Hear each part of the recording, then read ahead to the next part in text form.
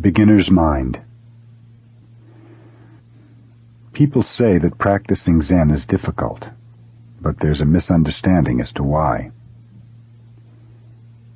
It's not difficult because it is hard to sit in the cross-legged position or to attain enlightenment. It is difficult because it is hard to keep our mind pure and our practice pure in its fundamental sense. The Zen school developed in many ways after it was established in China, but at the same time it became more and more impure. But I do not want to talk about Chinese Zen or the history of Zen. I'm interested in helping you keep your practice from becoming impure. In Japan we have the phrase shoshin, which means beginner's mind. The goal of practice is always to keep our beginner's mind. Suppose you recite the Prajnaparamita Sutra only once. It might be a very good recitation. But what would happen to you if you recited it twice, 3 times, 4 times, or more? You might easily lose your original attitude towards it. The same thing will happen in your other Zen practices. For a while you will keep your beginner's mind. But if you continue to practice 1, 2, 3 years or more, although you may improve some, you're liable to lose the limitless meaning of original mind. For Zen students, the most important thing is not to be dualistic. Our original mind includes everything within itself. It is always rich and sufficient within itself. You should not lose your self-sufficient state of mind. This does not mean a closed mind, but actually an empty mind and a ready mind. If your mind is empty, it is always ready for anything. It is open to everything. In the beginner's mind, there are many possibilities. In the expert's mind, there are few. If you discriminate too much, you limit yourself. If you are too demanding or too greedy, your mind is not rich and self-sufficient. If we lose our original self-sufficient mind, we will lose all precepts.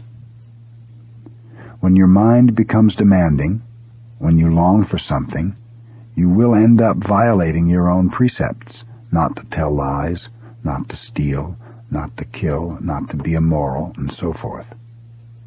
If you keep your original mind, the precepts will keep themselves. In the beginner's mind, there is no thought, I have attained something. All self-centered thoughts limit our vast mind. When we have no thought of achievement, no thought of self, we are true beginners. Then we can really learn something. The beginner's mind is the mind of compassion. When our mind is compassionate, it is boundless. Dogen Zenji, the founder of our school, always emphasized how important it is to resume our boundless original mind. Then we are always true to ourselves, in sympathy with all beings, and can actually practice. So the most difficult thing is always to keep your beginner's mind. There's no need to have a deep understanding of Zen. Even though you read much Zen literature, you must read each sentence with a fresh mind. You should not say, I know what Zen is, or I have attained enlightenment. This is also the real secret of the arts. Always be a beginner. Be very, very careful about this point. If you start to practice Zazen, you will begin to appreciate your beginner's mind. It is the secret of Zen practice. Right practice. Posture. Now I would like to talk about our Zazen posture. When you sit in the full lotus position, your left foot is on your right thigh, and your right foot is on your left thigh. When we cross our legs like this, even though we have a right leg and a left leg, they have become one. The position expresses the oneness of duality, not two and not one. This is the most important teaching, not two and not one. Our body and mind are not two and not one. If you think your body and mind are two, that is wrong. If you think that they are one, that is also wrong. Our body and mind are both two and one. We usually think that if something is not one, it is more than one. If it is not singular, it is plural, but in actual experience, our life is not only plural, but also singular. Each one of us is both dependent and independent. After some years, we will die. If we just think that it is the end of our life, this will be the wrong understanding. But on the other hand, if we think that we do not die, this is also wrong. We die and we do not die. This is the right understanding. Some people may say that our mind or soul exists forever, and it is only our physical body which dies. But this is not exactly right, because both mind and body have their end. But at the same time, it is also true that they exist eternally. And even though we say mind and body, they are actually two sides of one coin. This is the right understanding. So when we take this posture, it symbolizes this truth. When I have the left foot on the right side of my body and the right foot on the left side of my body, I do not know which is which, so either may be the left or the right side. The most important thing in taking the Zazen posture is to keep your spine straight. Your ears and your shoulders should be on one line. Relax your shoulders and push up toward the ceiling with the back of your head. And you should pull your chin in. When your chin is tilted up, you have no strength in your posture. You are probably dreaming. Also, to gain strength in your posture, press your diaphragm down toward your hara, or lower abdomen. This will help you maintain your physical and mental balance. When you try to keep this posture, at first you may find some difficulty breathing naturally. But when you get accustomed to it, you will be able to breathe naturally and deeply. Your hand should form the cosmic mudra. If you put your left hand on top of your right, middle joints of your middle fingers together, and touch your thumbs lightly together, as if you held a piece of paper between them, your hands will make a beautiful oval. You should keep this universal mudra with great care, as if you were holding something very precious in your hand. Your hand should be held against your body, with your thumbs at about the height of your navel. Hold your arms freely and easily, and slightly away from your body, as if you held an egg under each arm without breaking it. You should not be tilted sideways, backwards, or forwards. You should be sitting straight up, as if you were supporting the sky with your head. This is not just form or breathing. It expresses the key point of Buddhism. It is a perfect expression of your Buddha nature. If you want true understanding of Buddhism, you should practice this way. These forms are not a means of obtaining the right state of mind. To take this posture itself is the purpose of our practice. When you have this posture, you have the right state of mind, so there's no need to try to attain some special state. When you try to attain something, your mind starts to wander about somewhere else. When you do not try to attain anything, you have your own body and mind right here. A Zen master would say, kill the Buddha. Kill the Buddha if the Buddha exists somewhere else. Kill the Buddha because you should resume your own Buddha nature.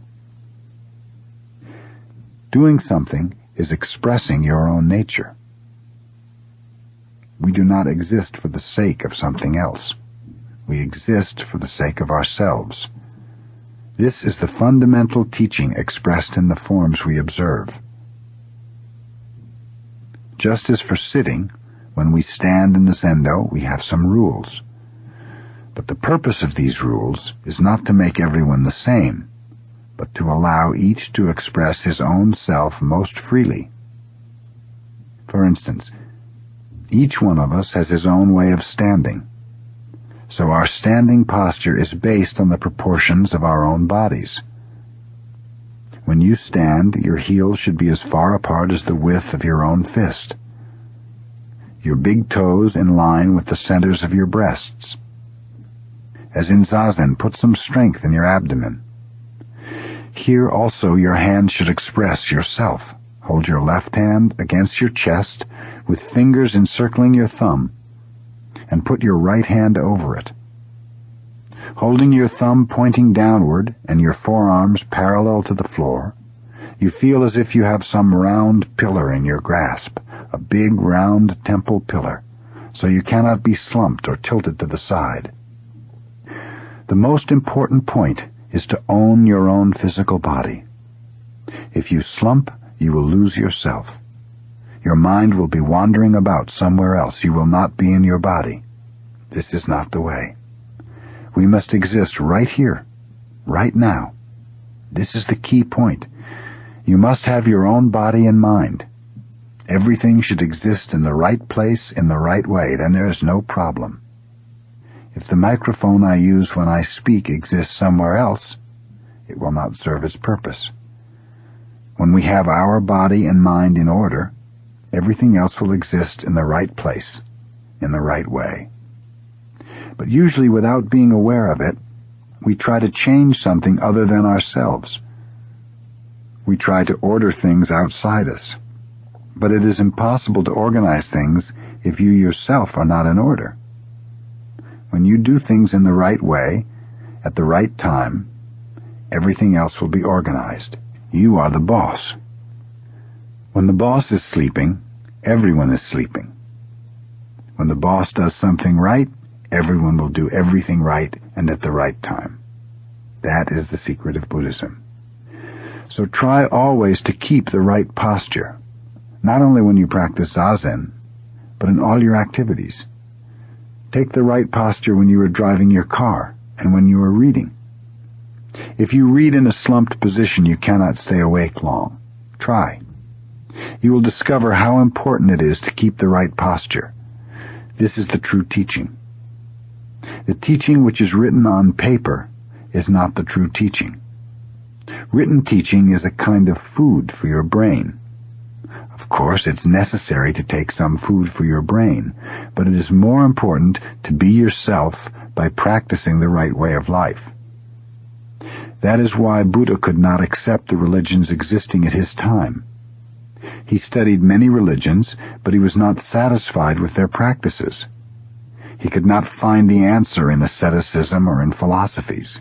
He was not interested in some metaphysical existence, but in his own body and mind, here and now. And when he found himself, he found that everything that exists has Buddha nature. That was his enlightenment. Enlightenment is not some good feeling or some particular state of mind. The state of mind that exists when you sit in the right posture is itself enlightenment. If you cannot be satisfied with the state of mind you have in Zazen, it means your mind is still wandering about. Our body and mind should not be wobbling or wandering about. In this posture, there's no need to talk about the right state of mind. You already have it. This is the conclusion of Buddhism. Breathing. When we practice Zazen, our mind always follows our breathing.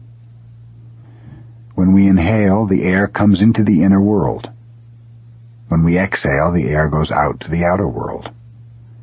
The inner world is limitless, and the outer world is also limitless. We say inner world or outer world, but actually there is just one whole world. In this limitless world, our throat is like a swinging door. The air comes in and goes out like someone passing through a swinging door. If you think, I breathe, the I is extra. There is no you to say I. What we call I is just a swinging door, which moves when we inhale and when we exhale. It just moves, that's all. When your mind is pure and calm enough to follow this movement, there's nothing.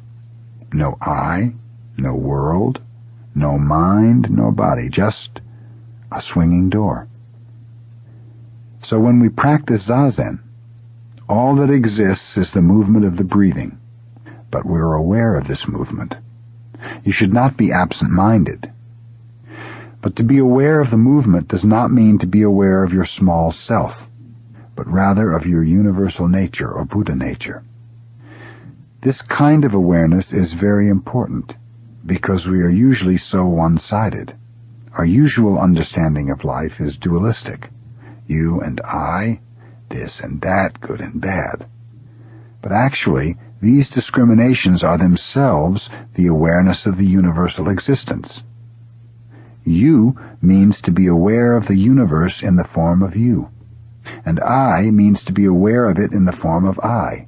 You and I are just swinging doors. This kind of understanding is necessary. This should not even be called understanding. It is actually the true experience of life through Zen practice. So when you practice Zazen, there's no idea of time or space. You may say we started sitting at 5:45 in this room. Thus you have some idea of time, 5:45, and some idea of space in this room.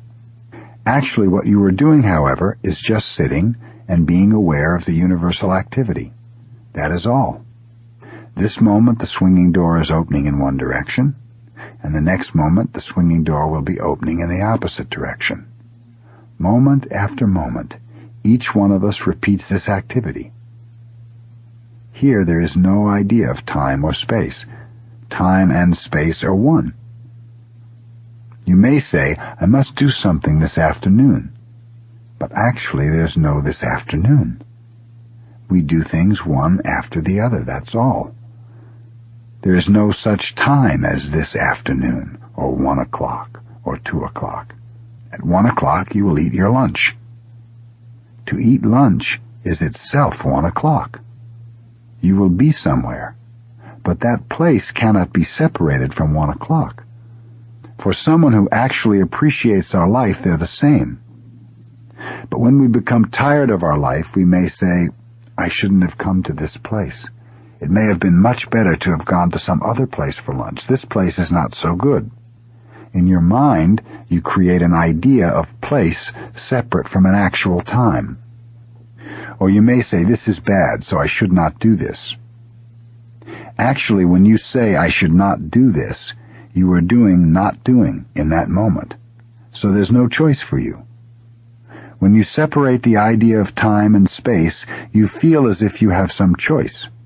But actually you have to do something, or you have to do not doing. Not to do something is doing something. Good and bad are only in your mind, so we should not say this is good or this is bad.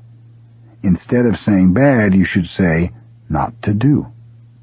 If you think this is bad, it will create some confusion for you. So in the realm of pure religion, there is no confusion of time and space or good or bad. All that we should do is just do something as it comes. Do something. Whatever it is, we should do it, even if it is not doing something. We should live in this moment. So when we sit, we concentrate on our breathing, and we become a swinging door, and we do something we should do, something we must do. This is Zen practice. In this practice, there's no confusion. If you establish this kind of life, you have no confusion whatsoever. Tozan, a famous Zen master, said, "The blue mountain is the father of the white cloud. The white cloud is the son of the blue mountain. All day long they depend on each other, without being dependent on each other. The white cloud is always the white cloud. The blue mountain is always the blue mountain." This is a pure, clear interpretation of life. There may be many things like the white cloud and blue mountain. Man and woman, teacher and disciple. They depend on each other. But the white cloud should not be bothered by the blue mountain. The blue mountain should not be bothered by the white cloud. They're quite independent, but yet dependent. This is how we live and how we practice Zazen. When we become truly ourselves, we just become a swinging door, and we are purely independent of, and at the same time dependent upon everything. Without air we cannot breathe. Each one of us is in the midst of myriads of worlds. We are in the center of the world, always, moment after moment. So we are completely dependent and independent. If you have this kind of experience, this kind of existence, you have absolute independence. You will not be bothered by anything. So when you practice Zazen, your mind should be concentrated on your breathing. This kind of activity is the fundamental activity of the universal being. Without this experience, this practice, it is impossible to attain absolute freedom. Control. To live in the realm of Buddha nature means to die as a small being, moment after moment. When we lose our balance, we die. But at the same time, we also develop ourselves. We grow. Whatever we see is changing, losing its balance. The reason everything looks beautiful is because it is out of balance. But its background is always in perfect harmony. This is how everything exists in the realm of Buddha nature, losing its balance against a background of perfect balance. So if you see things without realizing the background of Buddha nature, everything appears to be in the form of suffering. But if you understand the background of existence, you realize that suffering itself is how we live and how we extend our life. So in Zen, sometimes we emphasize the imbalance or disorder of life. Nowadays, traditional Japanese painting has become pretty formal and lifeless. That is why modern art has developed. Ancient painters used to practice putting dots on paper in artistic disorder. This is rather difficult. Even though you try to do it, usually what you do is arranged in some order. You think you can control it, but you cannot. It is almost impossible to arrange your dots out of order. It is the same with taking care of your everyday life. Even though you try to put people under some control, it is impossible. You cannot do it. The best way to control people is to encourage them to be mischievous. Then they will be in control in its wider sense. To give your sheep or cow a large, spacious meadow is the way to control him. So it is with people. First let them do what they want, and watch them. This is the best policy. To ignore them is not good. That is the worst policy. The second worst is trying to control them. The best one is to watch them. Just to watch them, without trying to control them. The same way works for you yourself as well. If you want to obtain perfect calmness in your Zazen, you should not be bothered by the various images you find in your mind. Let them come and let them go. Then they will be under control. But this policy is not so easy. It sounds easy, but it requires some special effort. How to make this kind of effort is the secret of practice. Suppose you are sitting under some extraordinary circumstances. If you try to calm your mind, you will be unable to sit, and if you try not to be disturbed, your effort will not be the right effort. The only effort that will help you is to count your breathing, or to concentrate on your inhaling and exhaling. We say concentration, but to concentrate your mind on something is not the true purpose of Zen. The true purpose is to see things as they are, to observe things as they are, and to let everything go as it goes. This is to put everything under control, in its widest sense. Zen practice is to open up our small mind. So concentrating is just an aid to help you realize big mind, or the mind that is everything. If you want to discover the true meaning of Zen in your everyday life, you have to understand the meaning of keeping your mind on your breathing and your body in the right posture in Zazen. You should follow the rules of practice, and your study should become more subtle and careful. Only in this way can you experience the vital freedom of Zen. Dogen Zenji said, time goes from present to past. This is absurd, but in our practice, sometimes it is true. Instead of time progressing from past to present, it goes backwards from present to past. Yoshitsune was a famous warrior who lived in medieval Japan. Because of the situation of the country at that time, he was sent to the northern provinces, where he was killed. Before he left, he bade farewell to his wife, and soon after she wrote in a poem, "Just as you unreel the thread from a spool, I want the past to become present." When she said this, actually she made past time present. In her mind, the past became alive and was the present. So as Dogen said, time goes from present to past. This is not true in our logical mind, but it is in the actual experience of making past time present. There we have poetry, and there we have human life. When we experience this kind of truth, it means we have found the true meaning of time. Time constantly goes from past to present and from present to future. This is true, but it is also true that time goes from future to present and from present to past. A Zen master once said, "To go eastward 1 mile is to go westward 1 mile." This is vital freedom. We should acquire this kind of perfect freedom. But perfect freedom is not found without some rules. People, especially young people, think that freedom is to do just what they want, that in Zen there is no need for rules. But it is absolutely necessary for us to have some rules. But this does not mean always to be under control. As long as you have rules, you have a chance for freedom. To try to obtain freedom without being aware of the rules means nothing. It is to acquire this perfect freedom that we practice Zazen. Mind weeds. When the alarm rings early in the morning and you get up, I think you do not feel so good. It is not easy to go and sit.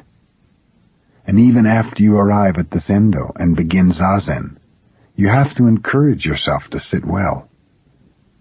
These are just waves of your mind. In pure Zazen, there should not be any waves in your mind. While you are sitting, these waves will become smaller and smaller, and your effort will change into some subtle feeling. We say, pulling out the weeds, we give nourishment to the plant. We pull the weeds and bury them near the plant to give it nourishment. So even though you have some difficulty in your practice, even though you have some waves while you are sitting, those waves themselves will help you. So you should not be bothered by your mind. You should rather be grateful for the weeds, because eventually they will enrich your practice. If you have some experience of how the weeds in your mind change into mental nourishment, your practice will make remarkable progress. You will feel the progress. You will feel how they change into self-nourishment. Of course, it is not so difficult to give some philosophical or psychological interpretation of our practice, but that is not enough. We must have the actual experience of how our weeds change into nourishment. Strictly speaking, any effort we make is not good for our practice, because it creates waves in our mind. It is impossible, however, to attain absolute calmness of our mind without any effort. We must make some effort, but we must forget ourselves in the effort we make. In this realm there's no subjectivity or objectivity. Our mind is just calm, without even any awareness. In this unawareness, every effort and every idea and thought will vanish. So it is necessary for us to encourage ourselves and to make an effort up to the last moment when all effort disappears. You should keep your mind on your breathing until you are not aware of your breathing. We should try to continue our effort forever, but we should not expect to reach some stage when we will forget all about it. We should just try to keep our mind on our breathing. That is our actual practice. That effort will be refined more and more while you are sitting. At first, the effort you make is quite rough and impure, but by the power of practice, the effort will become purer and purer. When your effort becomes pure, your body and mind become pure. This is the way we practice Zen. Once you understand our innate power to purify ourselves and our surroundings, you can act properly, and you will learn from those around you, and you will become friendly with others. This is the merit of Zen practice. But the way of practice is just to be concentrated on your breathing with the right posture and with great, pure effort. This is how we practice Zen. The marrow of Zen. In our scriptures, Samyuktagama Sutra, Volume 33, it is said that there are 4 kinds of horses: excellent ones, good ones, poor ones, and bad ones. The best horse will run slow and fast, right and left, at the driver's will before it sees the shadow of the whip. The second best will run as well as the first one does, just before the whip reaches its skin. The third one will run when it feels pain on its body. The fourth will run after the pain penetrates to the marrow of its bones. You can imagine how difficult it is for the fourth one to learn how to run.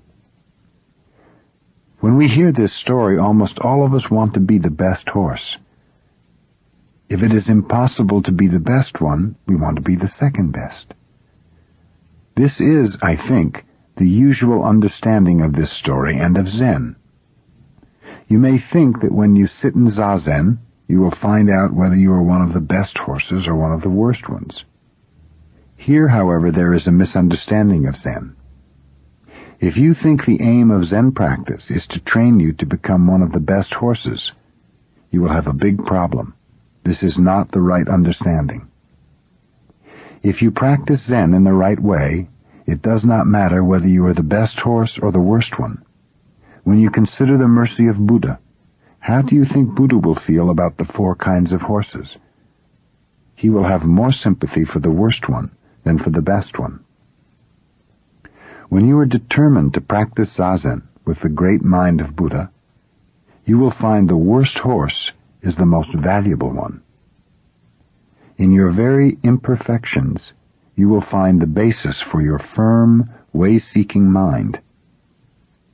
Those who can sit perfectly physically usually take more time to obtain the true way of Zen, the actual feeling of Zen, the marrow of Zen. But those who find great difficulties in practicing Zen will find more meaning in it. So I think that sometimes the best horse may be the worst horse, and the worst horse can be the best one. If you study calligraphy, you will find that those who are not so clever usually become the best calligraphers.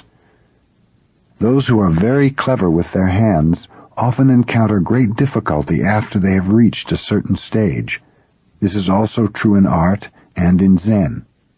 It is true in life. So when we talk about Zen, we cannot say, he is good, or he is bad, in the ordinary sense of the words. The posture taken in Zazen is not the same for each of us. For some, it may be impossible to take the cross-legged posture. But even though you cannot take the right posture, when you arouse your real way-seeking mind, you can practice Zen in its true sense. Actually, it is easier for those who have difficulties in sitting to arouse the true way-seeking mind than for those who can sit easily.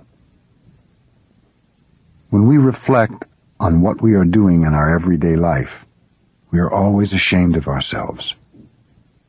One of my students wrote to me saying, "You sent me a calendar, and I am trying to follow the good mottos which appear on each page. But the year has hardly begun, and already I have failed." Dogen Zenji said, "Shoshaku Jushaku." Shaku generally means mistake or wrong. Shoshaku Jushaku means to succeed wrong with wrong, or one continuous mistake. According to Dogen, one continuous mistake can also be Zen. A Zen master's life could be said to be so many years of Shoshaku Jushaku. This means so many years of one single-minded effort. We say a good father is not a good father. Do you understand? One who thinks he is a good father is not a good father. One who thinks he is a good husband is not a good husband. One who thinks he is one of the worst husbands may be a good one if he is always trying to be a good husband with a single-hearted effort. If you find it impossible to sit because of some pain or some physical difficulty, then you should sit anyway, using a thick cushion or a chair. Even though you are the worst horse, you will get to the marrow of Zen. Suppose your children are suffering from a hopeless disease. You do not know what to do. You cannot lie in bed. Normally the most comfortable place for you would be a warm, comfortable bed, but now because of your mental agony you cannot rest. You may walk up and down, in and out, but this does not help. Actually, the best way to relieve your mental suffering is to sit in zazen, even in such a confused state of mind and bad posture.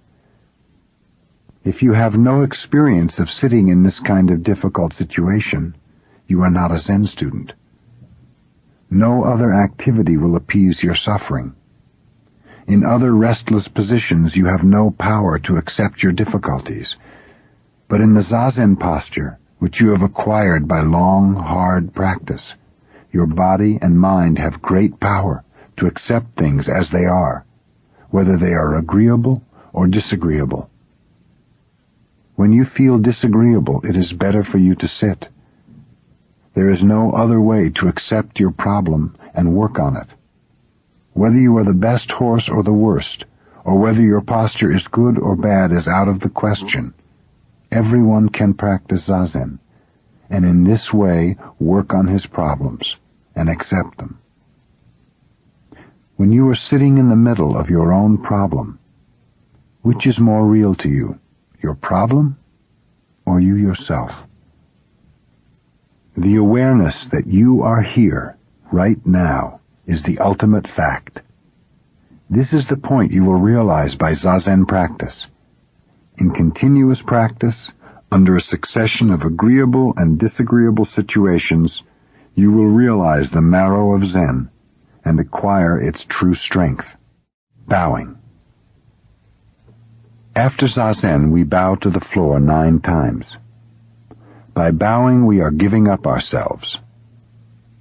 To give up ourselves means to give up our dualistic ideas. So there is no difference between zazen practice and bowing.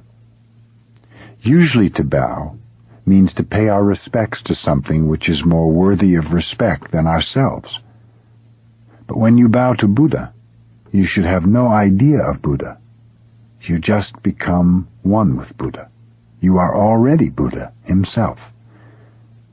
When you become one with Buddha, one with everything that exists, you find the true meaning of being. When you forget all your dualistic ideas, everything becomes your teacher, and everything can be the object of worship. When everything exists within your big mind, all dualistic relationships drop away. There is no distinction between heaven and earth, man and woman, teacher and disciple. Sometimes a man bows to a woman. Sometimes a woman bows to a man. Sometimes the disciple bows to the master. Sometimes the master bows to the disciple. A master who cannot bow to his disciple cannot bow to Buddha. Sometimes the master and disciple bow together to Buddha. Sometimes we may bow to cats and dogs. In your big mind, everything has the same value. Everything is Buddha himself. You see something or hear a sound, and there you have everything, just as it is. In your practice, you should accept everything as it is, giving to each thing the same respect given to a Buddha. Here there is Buddhahood. Then Buddha bows to Buddha, and you bow to yourself. This is the true bow. If you do not have this firm conviction of big mind in your practice, your bow will be dualistic. When you are just yourself, you bow to yourself in its true sense, and you are one with everything. Only when you are you yourself can you bow to everything in its true sense. Bowing is a very serious practice. You should be prepared to bow even in your last moment. When you cannot do anything except bow, you should do it. This kind of conviction is necessary. Bow with this spirit, and all the precepts, all the teachings are yours, and you will possess everything within your big mind. Sen no Rikyu, the founder of the Japanese tea ceremony, committed harakiri, ritual suicide by disembowelment, in 1591 at the order of his lord Hideyoshi. Just before Rikyu took his own life, he said, "When I have this sword, there is no Buddha and no patriarchs." He meant that when we have the sword of big mind, there is no dualistic world. The only thing which exists is this spirit. This kind of imperturbable spirit was always present in Rikyu's tea ceremony. He never did anything in just a dualistic way. He was ready to die in each moment. In ceremony after ceremony, he died, and he renewed himself. This is the spirit of the tea ceremony. This is how we bow. My teacher had a callus on his forehead from bowing. He knew he was an obstinate, stubborn fellow, and so he bowed and bowed and bowed. The reason he bowed was that inside himself he always heard his master's scolding voice. He had joined the Soto order when he was 30, which for a Japanese priest is rather late. When we were young, we were less stubborn, and it is easier to get rid of our selfishness. So his master always called my teacher, "You lately joined fellow," and scolded him for joining so late. Actually, his master loved him for his stubborn character. When my teacher was 70, he said, "When I was young, I was like a tiger. But now, I'm like a cat." He was very pleased to be like a cat. Bowing helps to eliminate our self-centered ideas. This is not so easy. It is difficult to get rid of these ideas, and bowing is a very valuable practice. The result is not the point. It is the effort to improve ourselves that is valuable. There is no end to this practice. Each bow expresses one of the 4 Buddhist vows. These vows are, although sentient beings are innumerable, we vow to save them. Although our evil desires are limitless, we vow to be rid of them. Although the teaching is limitless, we vow to learn it all. Although Buddhism is unattainable, we vow to attain it. If it is unattainable, how can we attain it? But we should. That is Buddhism. To think, because it is possible we will do it, is not Buddhism. Even though it is impossible, we have to do it because our true nature wants us to. But actually, whether or not it is possible is not the point. If it is our inmost desire to get rid of our self-centered ideas, we have to do it. When we make this effort, our inmost desire is appeased and nirvana is there. Before you determine to do it, you have difficulty. But once you start to do it, you have none. Your effort appeases your inmost desire. There is no other way to attain calmness. Calmness of mind does not mean you should stop your activity. Real calmness should be found in activity itself. We say it is easy to have calmness in inactivity. It is hard to have calmness in activity. But calmness in activity is true calmness. After you have practiced for a while, you will realize that it is not possible to make rapid, extraordinary progress. Even though you try very hard, the progress you make is always little by little. It is not like going out in a shower in which you know when you get wet. In a fog, you do not know you are getting wet. But as you keep walking, you get wet little by little. If your mind has ideas of progress, you may say, "Oh, this pace is terrible." But actually it is not. When you get wet in a fog, it is very difficult to dry yourself. So there is no need to worry about progress. It is like studying a foreign language. You cannot do it all of a sudden, but by repeating it over and over, you will master it. This is the Soto way of practice. We can say either that we make progress little by little, or that we do not even expect to make progress. Just to be sincere and make our full effort in each moment is enough. There is no nirvana outside our practice. Nothing special. I do not feel like speaking after Zazen. I feel the practice of Zazen is enough.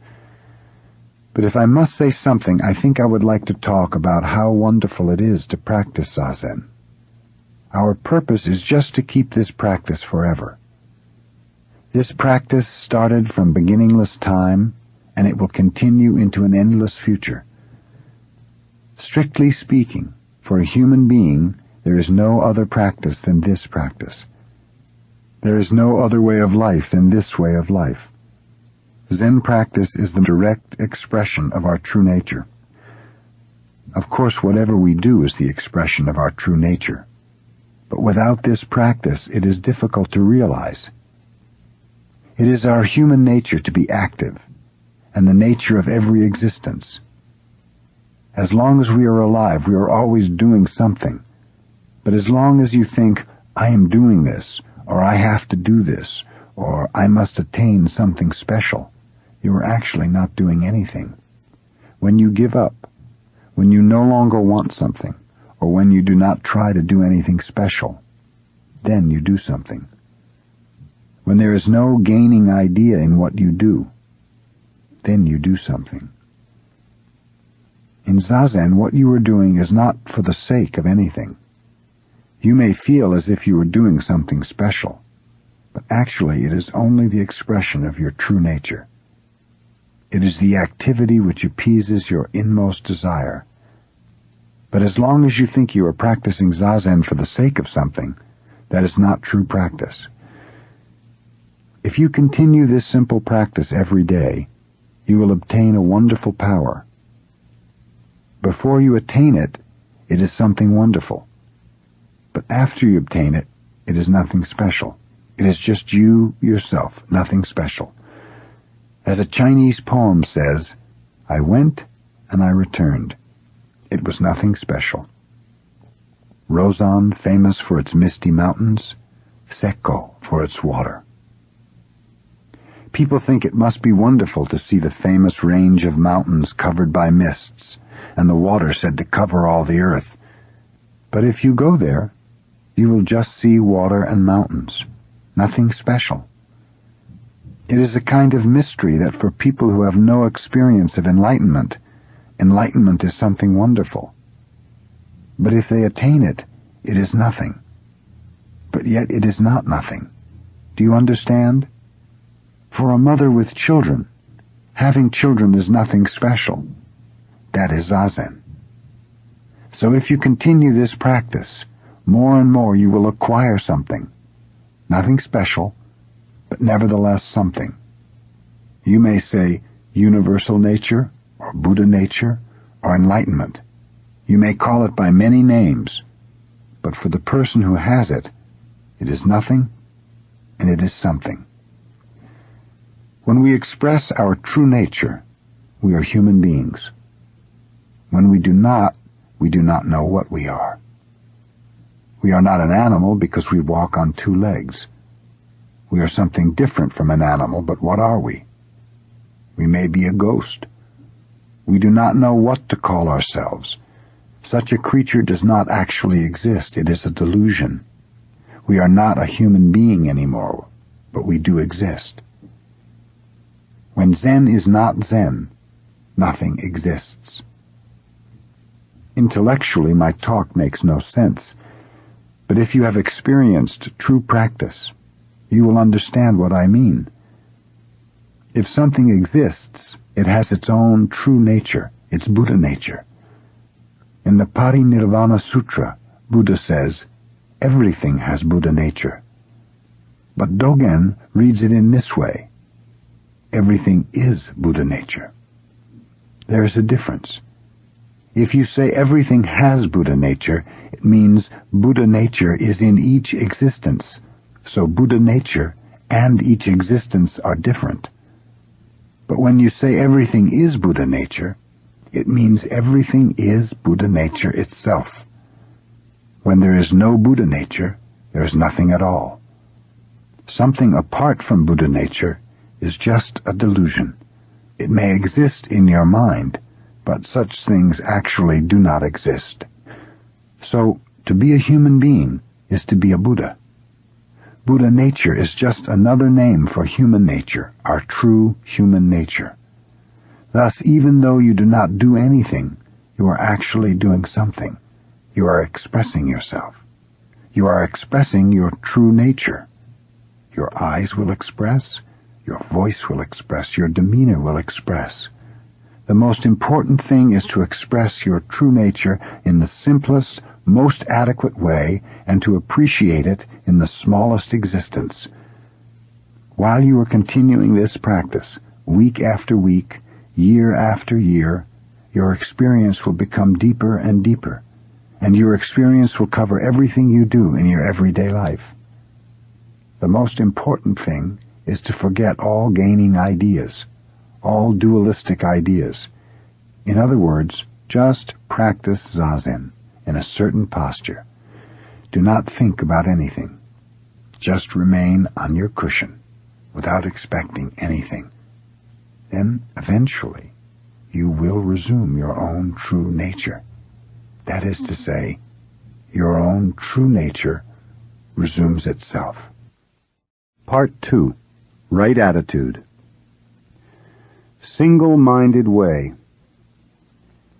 The purpose of my talk is not to give you some intellectual understanding, but just to express my appreciation of our Zen practice. To be able to sit with you in Zazen is very, very unusual. Of course, whatever we do is unusual because our life itself is so unusual. Buddha said, to appreciate your human life is as rare as soil on your fingernail. You know, dirt hardly ever sticks on your nail. Our human life is rare and wonderful. When I sit, I want to remain sitting forever. But I encourage myself to have another practice. For instance, to recite the sutra or to bow. And when I bow, I think, this is wonderful. But I have to change my practice again to recite the sutra. So the purpose of my talk is to express my appreciation. That is all. Our way is not to sit to acquire something. It is to express our true nature. That is our practice. If you want to express yourself, your true nature, there should be some natural and appropriate way of expression. Even swaying right and left as you sit down or get up from Zazen is an expression of yourself. It is not preparation for practice or relaxation after practice. It is part of the practice. So we should not do it as if it were preparing for something else. This should be true in your everyday life. To cook or to fix some food is not preparation. According to Dogen, it is practice. To cook is not just to prepare food for someone or for yourself. It is to express your sincerity. So when you cook, you should express yourself in your activity in the kitchen. You should allow yourself plenty of time. You should work on it with nothing in your mind and without expecting anything. You should just cook. That is also an expression of our sincerity, a part of our practice. It is necessary to sit in zazen in this way, but sitting is not our only way. Whatever you do, it should be an expression of the same deep activity. We should appreciate what we are doing. There is no preparation for something else. The Bodhisattva's way is called the single-minded way, or one railway track thousands of miles long. The railway track is always the same. If it were to become wider or narrower, it would be disastrous. Wherever you go, the railway track is always the same. That is the Bodhisattva's way. So even if the sun were to rise from the west, the Bodhisattva has only one way. His way is in each moment to express his nature and his sincerity.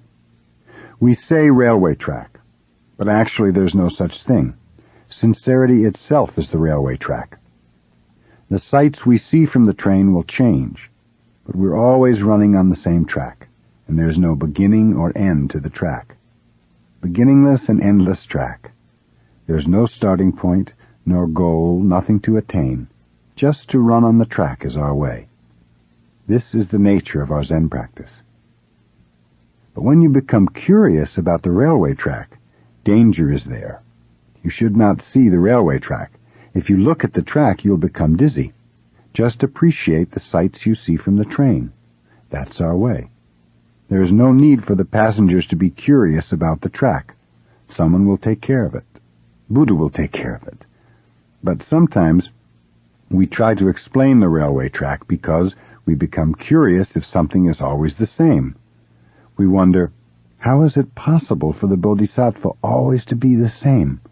What is his secret? But there is no secret. Everyone has the same nature as the railway track. There were two good friends, Chokai and Hofuku. They were talking about the Bodhisattva's way, and Chokai said, "Even if the Arhat, an enlightened one, were to have evil desires, still the Tathagata Buddha does not have two kinds of words. I say that the Tathagata has words, but no dualistic words." Hofuku said, "Even though you say so, your comment is not perfect." Chokai asked, "What is your understanding of the Tathagata's words?" Hofuku said, "We have had enough discussion, so let's have a cup of tea." Hofuku did not give his friend an answer, because it is impossible to give a verbal interpretation of our way. Nevertheless, as a part of their practice, these two good friends discussed the Bodhisattva's way, even though they did not expect to find a new interpretation. So Hofuku answered, "Our discussion is over. Let's have a cup of tea." That's a very good answer, isn't it? It's the same for my talk. When my talk is over, your listening is over. There's no need to remember what I say. There's no need to understand what I say. You understand. You have full understanding within yourself. There is no problem. Repetition. The Indian thought and practice encountered by Buddha was based on an idea of human beings as a combination of spiritual and physical elements. They thought that the physical side of man bound the spiritual side, and so their religious practice was aimed at making the physical element weaker in order to free and strengthen the spirit. Thus the practice Buddha found in India emphasized asceticism. But Buddha found when he practiced asceticism that there was no limit to the attempt to purge ourselves physically, and that it made religious practice very idealistic. This kind of war with our body can only end when we die.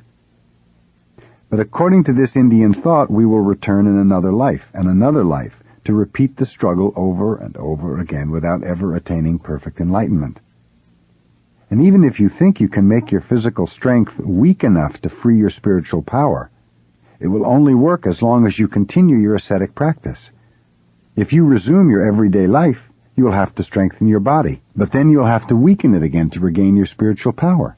And then you'll have to repeat this process over and over again. This may be too great a simplification of the Indian practice encountered by Buddha, and we may laugh at it. But actually, some people continue this practice even today. Sometimes without realizing it, this idea of asceticism is in the back of their minds. But practicing in this way will not result in any progress. Buddha's way was quite different. At first he studied the Hindu practice of his time and area, and he practiced asceticism. But Buddha was not interested in the elements comprising human beings, nor in metaphysical theories of existence. He was more concerned about how he himself existed in this moment. That was his point. Bread is made from flour. How flour becomes bread when put in the oven was for Buddha the most important thing. How we become enlightened was his main interest. The enlightened person is some perfect, desirable character for himself and for others. Buddha wanted to find out how human beings develop this ideal character, how various sages in the past became sages. In order to find out how dough became perfect bread, he made it over and over again until he became quite successful. That was his practice. But we may find it not so interesting to cook the same thing over and over again every day. It is rather tedious, you may say. If you lose the spirit of repetition, it will become quite difficult. But it will not be difficult if you are full of strength and vitality. Anyway, we cannot keep still. We have to do something. So if you do something, you should be very observant and careful and alert. Our way is to put the dough in the oven and watch it carefully. Once you know how the dough becomes bread, you will understand enlightenment. So how this physical body becomes a sage is our main interest. We are not so concerned about what flour is, or what dough is, or what a sage is. A sage is a sage. Metaphysical explanations of human nature are not the point. So the kind of practice we stress thus cannot become too idealistic. If an artist becomes too idealistic, he will commit suicide, because between his ideal and his actual ability there is a great gap. Because there is no bridge long enough to go across the gap, he will begin to despair. That is the usual spiritual way. But our spiritual way is not so idealistic. In some sense we should be idealistic. At least we should be interested in making bread which tastes and looks good. Actual practice is repeating over and over again until you find out how to become bread. There is no secret in our way. Just to practice Zazen and put ourselves into the oven is our way. Zen and excitement. My master died when I was 31. Although I wanted to devote myself just to Zen practice at a Heiji monastery, I had to succeed my master at his temple. I became quite busy, and being so young I had many difficulties. These difficulties gave me some experience, but it meant nothing compared with the true, calm, serene way of life. It is necessary for us to keep the constant way. Zen is not some kind of excitement, but concentration on our usual everyday routine. If you become too busy and too excited, your mind becomes rough and ragged. This is not good. If possible, try to be always calm and joyful and keep yourself from excitement. Usually we become busier and busier, day by day, year by year, especially in our modern world. If we revisit old, familiar places after a long time, we are astonished by the changes. It cannot be helped. But if we become interested in some excitement or in our own change, we will become completely involved in our busy life and we will be lost.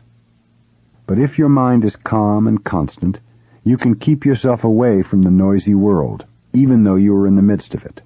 In the midst of noise and change, your mind will be quiet and stable.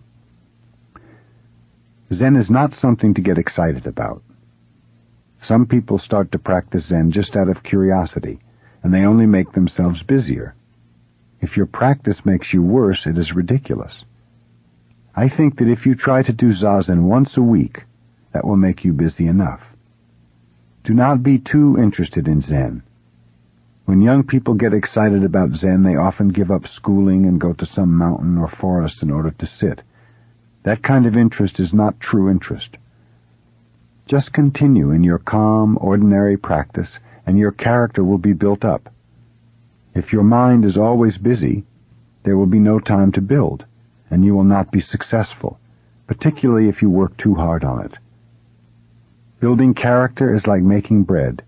You have to mix it, little by little, step by step, and moderate temperature is needed. You know yourself quite well, and you know how much temperature you need.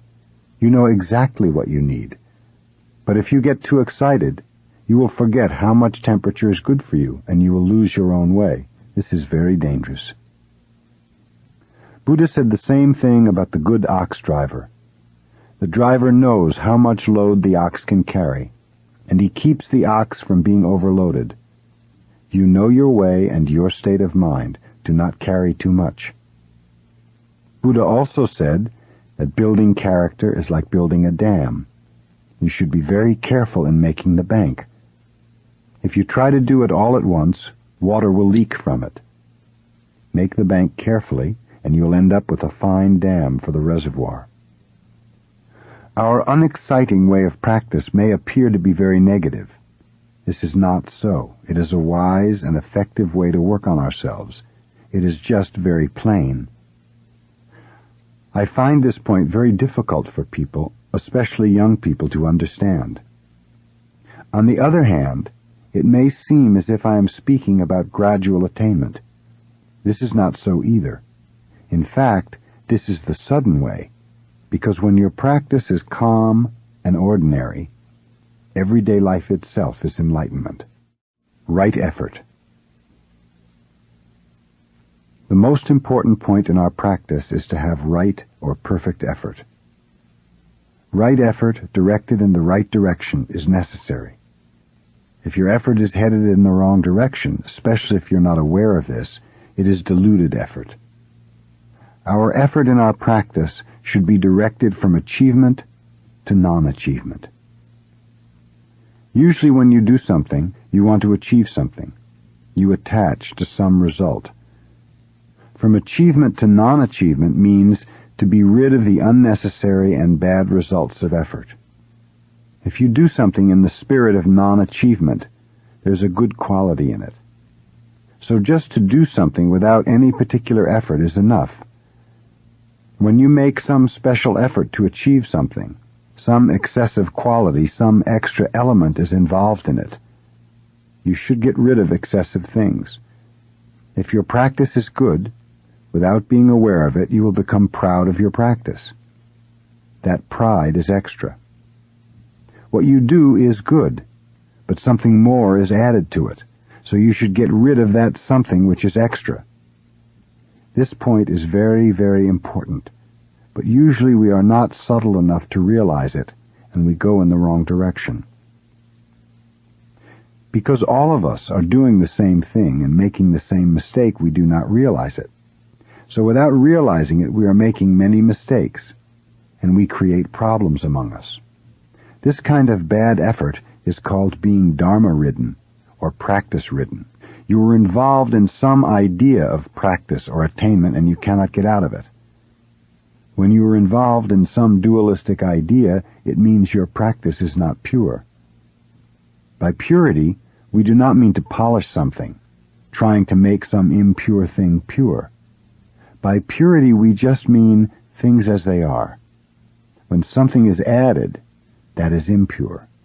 When something becomes dualistic, that is not pure.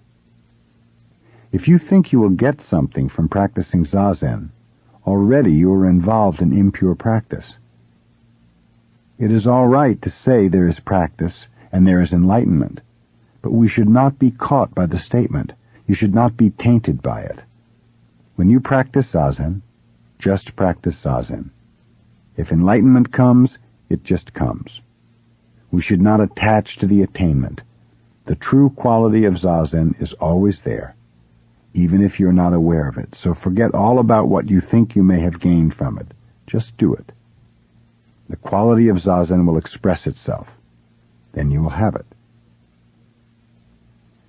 People ask what it means to practice Zazen with no gaining idea. What kind of effort is necessary for that kind of practice? The answer is effort to get rid of something extra from our practice. If some extra idea comes, you should try to stop it. You should remain in pure practice. That's the point toward which our effort is directed. We say, to hear the sound of one hand clapping. Usually the sound of clapping is made with two hands, and we think that clapping with one hand makes no sound at all. But actually, one hand is sound. Even though you do not hear it, there is sound. If you clap with two hands, you can hear the sound. But if sound did not already exist before you clapped, you could not make the sound. Before you make it, there is sound. Because there is sound, you can make it, and you can hear it. Sound is everywhere. If you just practice it, there is sound. Do not try to listen to it. If you do not listen to it, the sound is all over. Because you try to hear it, sometimes there is sound and sometimes there is no sound. Do you understand? Even though you do not do anything, you have the quality of Zazen, always. But if you try to find it, if you try to see the quality, you have no quality. You are living in this world as one individual. But before you take the form of a human being, you are already there, always there. We are always here. Do you understand? You think before you were born you were not here. But how is it possible for you to appear in this world when there is no you? Because you are already there, you can appear in the world. Also, it is not possible for something to vanish which does not exist. Because something is there, something can vanish. You may think that when you die, you disappear, you no longer exist. But even though you vanish, something which is existent cannot be non-existent. That is the magic. We ourselves cannot put any magic spells on this world. The world is its own magic. If we are looking at something, it can vanish from our sight. But if we do not try to see it, that something cannot vanish. Because you are watching it, it can disappear. But if no one is watching, how is it possible for anything to disappear? If someone is watching you, you can escape from him. But if no one is watching, you cannot escape from yourself. So try not to see something in particular. Try not to achieve anything special. You already have everything in your own pure quality. If you understand this ultimate fact, there is no fear. There may be some difficulty, of course, but there is no fear. If people have difficulty without being aware of the difficulty, that is true difficulty. They may appear very confident. They may think they are making a big effort in the right direction, but without knowing it, what they do comes out of fear. Something may vanish for them. But if your effort is in the right direction, then there is no fear of losing anything. Even if it is in the wrong direction, if you are aware of that, you will not be deluded. There is nothing to lose. There is only the constant, pure quality of right practice. No trace. When we practice Zazen, our mind is calm and quite simple. But usually our mind is very busy and complicated, and it is difficult to be concentrated on what we are doing.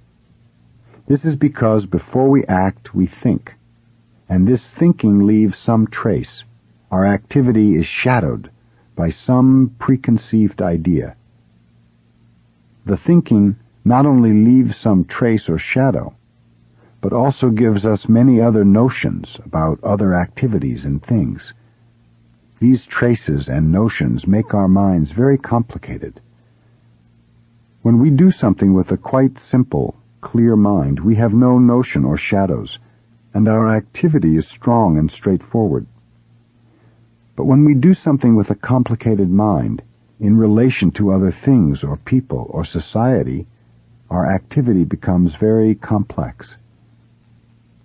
Most people have a double or triple notion in one activity. There is a saying, to catch two birds with one stone. That is what people usually try to do.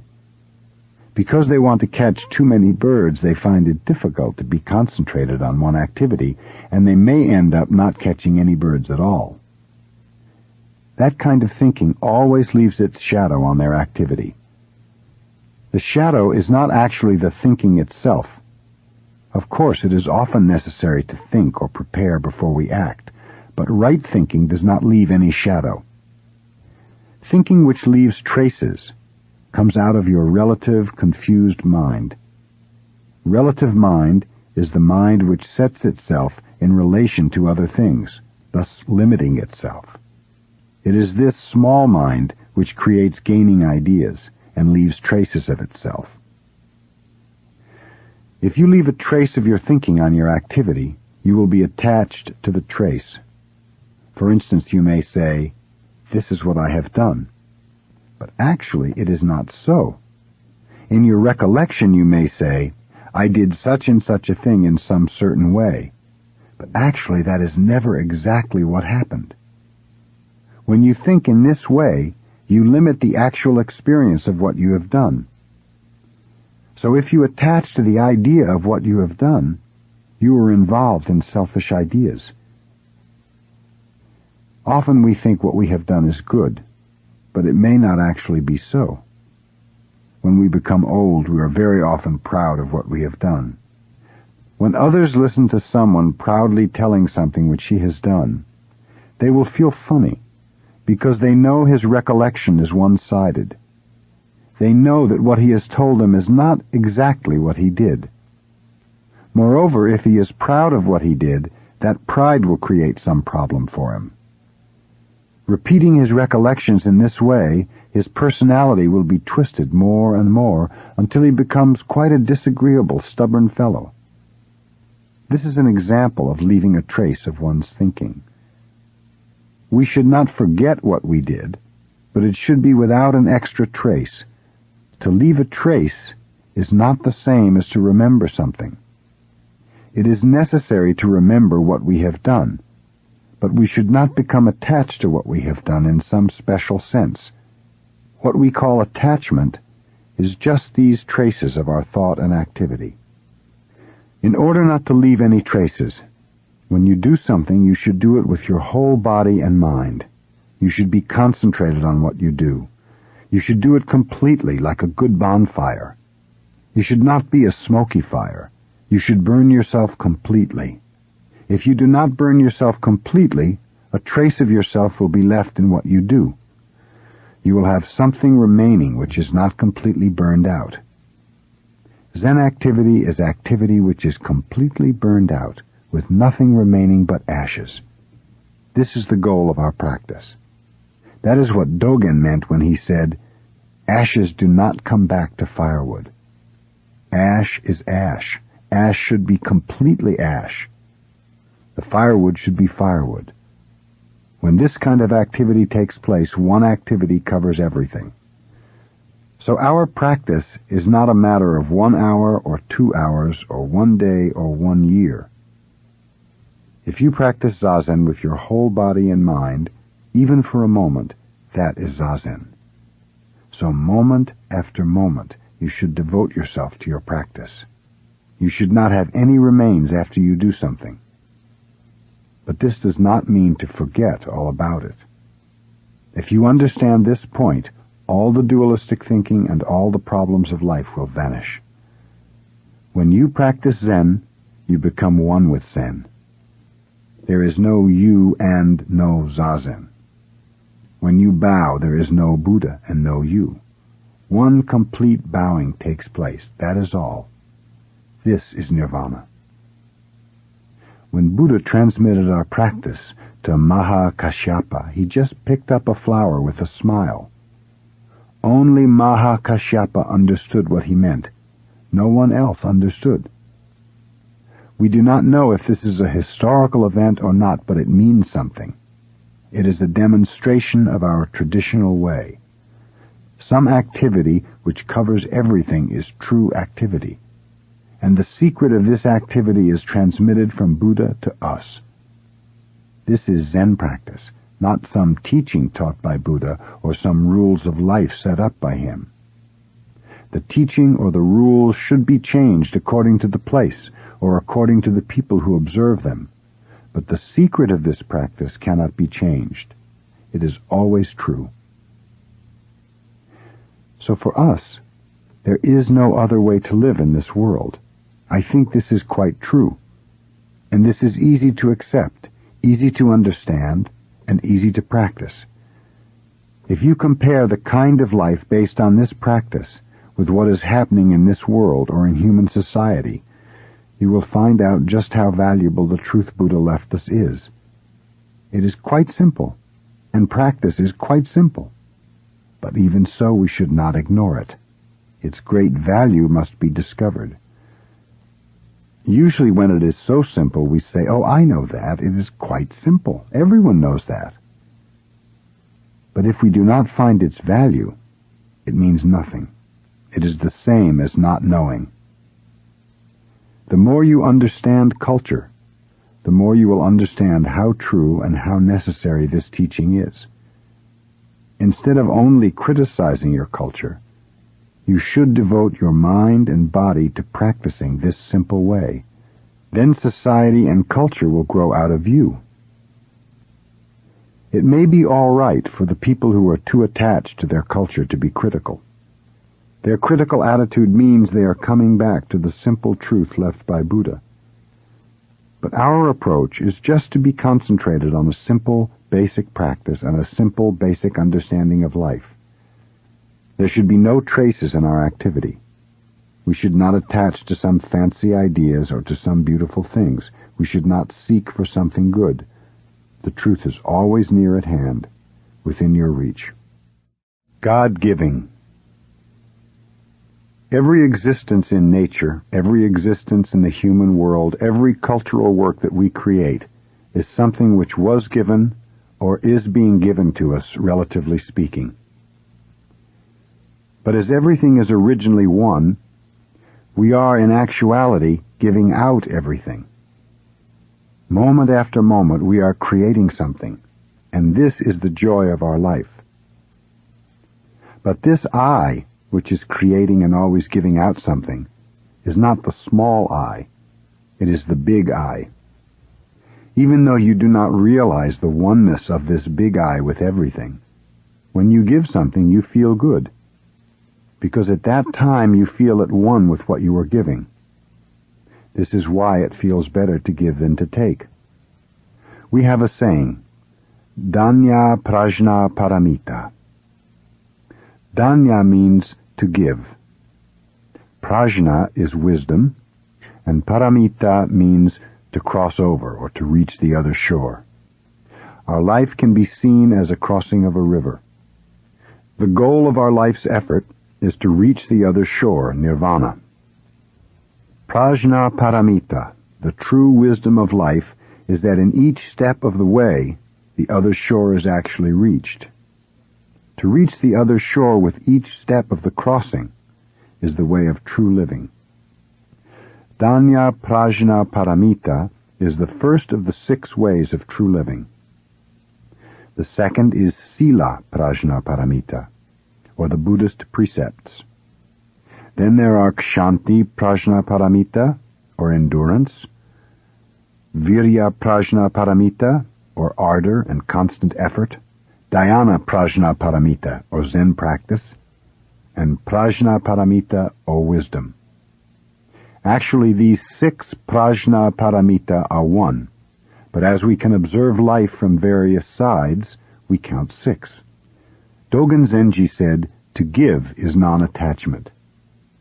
That is, just not to attach to anything is to give. It does not matter what is given. To give a penny or a piece of leaf is danya prajna paramita.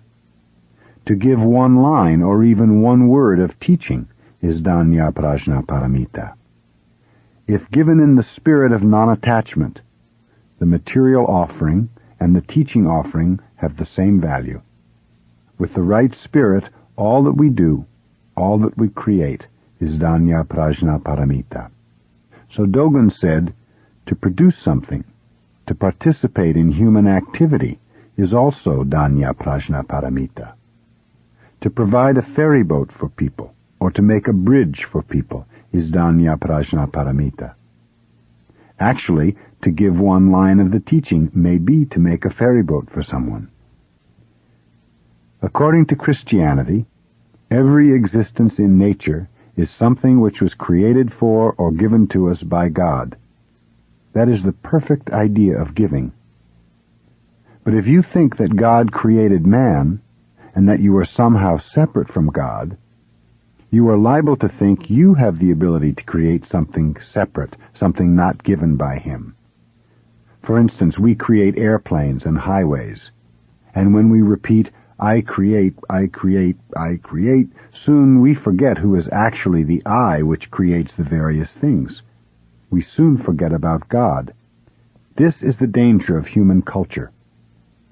Actually, to create with the big I is to give. We cannot create and own what we create for ourselves, since everything was created by God. This point should not be forgotten. But because we do forget who is doing the creating and the reason for the creation, we become attached to the material or exchange value. This has no value in comparison to the absolute value of something as God's creation. Even though something has no material or relative value to any small I, it has absolute value in itself. Not to be attached to something is to be aware of its absolute value. Everything you do should be based on such an awareness, and not on material or self-centered ideas of value. Then whatever you do is true giving, is danya prajna paramita. When we sit in the cross-legged posture, we resume our fundamental activity of creation.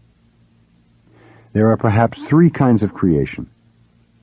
The first is to be aware of ourselves after we finish zazen. When we sit, we are nothing. We do not even realize what we are, we just sit. But when we stand up, we are there. That is the first step in creation. When you are there, everything else is there. Everything is created all at once. When we emerge from nothing, when everything emerges from nothing, we see it all as fresh, new creation. This is non-attachment.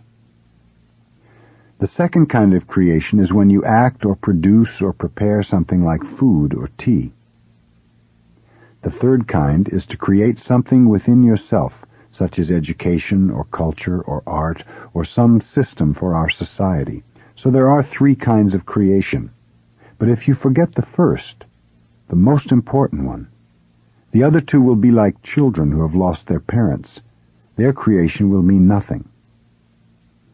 Usually everyone forgets about zazen.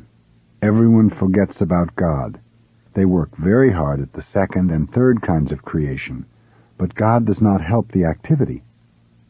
How is it possible for Him to help when He does not realize who He is? That is why we have so many problems in this world.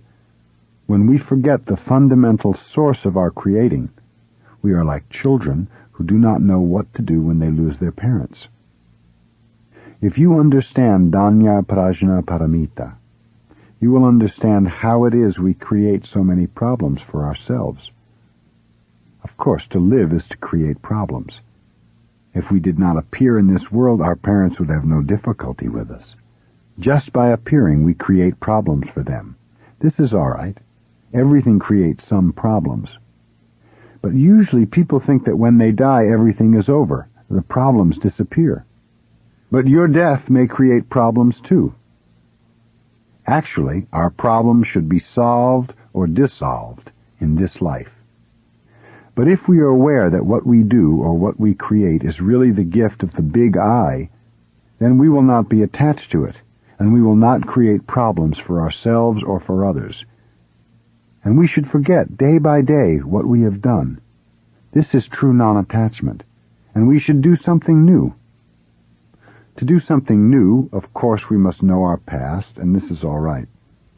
But we should not keep holding on to anything we have done. We should only reflect on it. And we must have some idea of what we should do in the future. But the future is the future. The past is the past. Now we should work on something new. This is our attitude and how we should live in this world.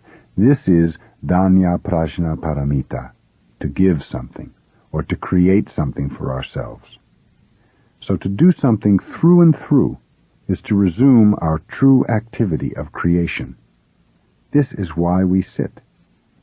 If we do not forget this point, everything will be carried on beautifully. But once we forget this point, the world will be filled with confusion. Mistakes in practice.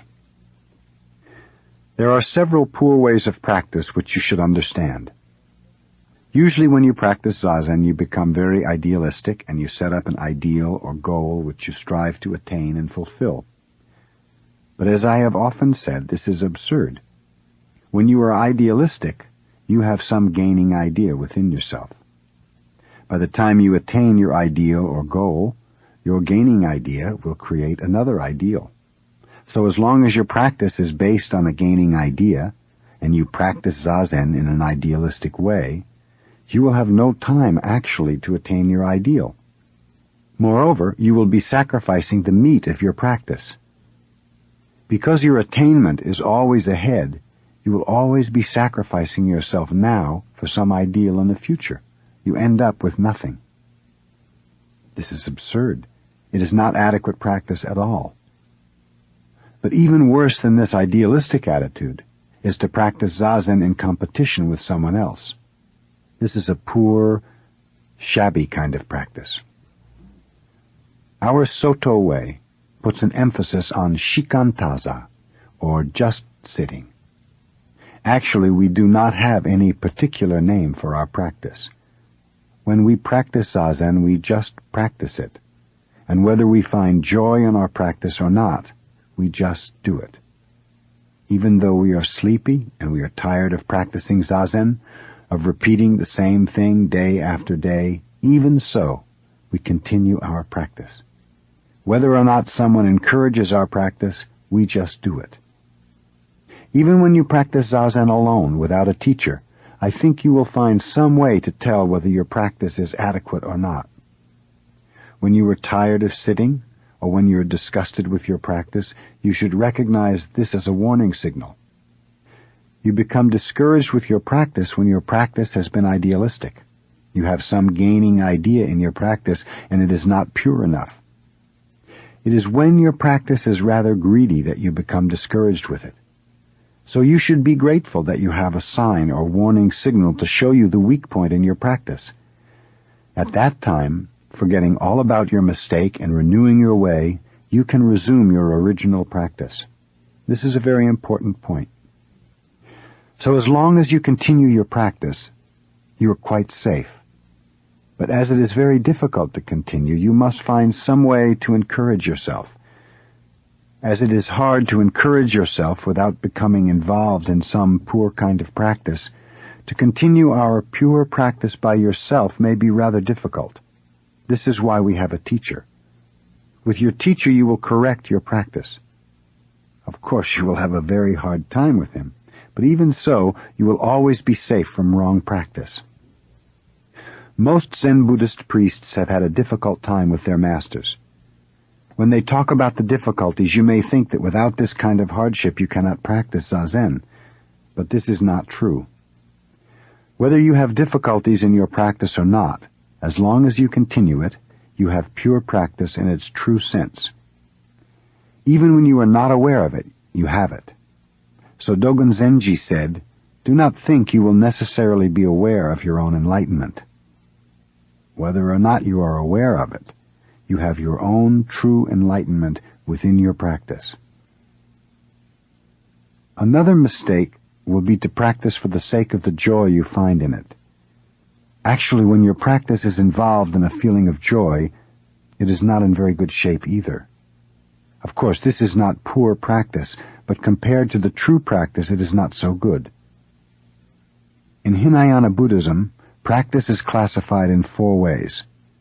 The best way is just to do it without having any joy in it, not even spiritual joy. This way is just to do it, forgetting your physical and mental feeling, forgetting all about yourself in your practice. This is the 4th stage, or the highest stage. The next highest stage is to have just physical joy in your practice.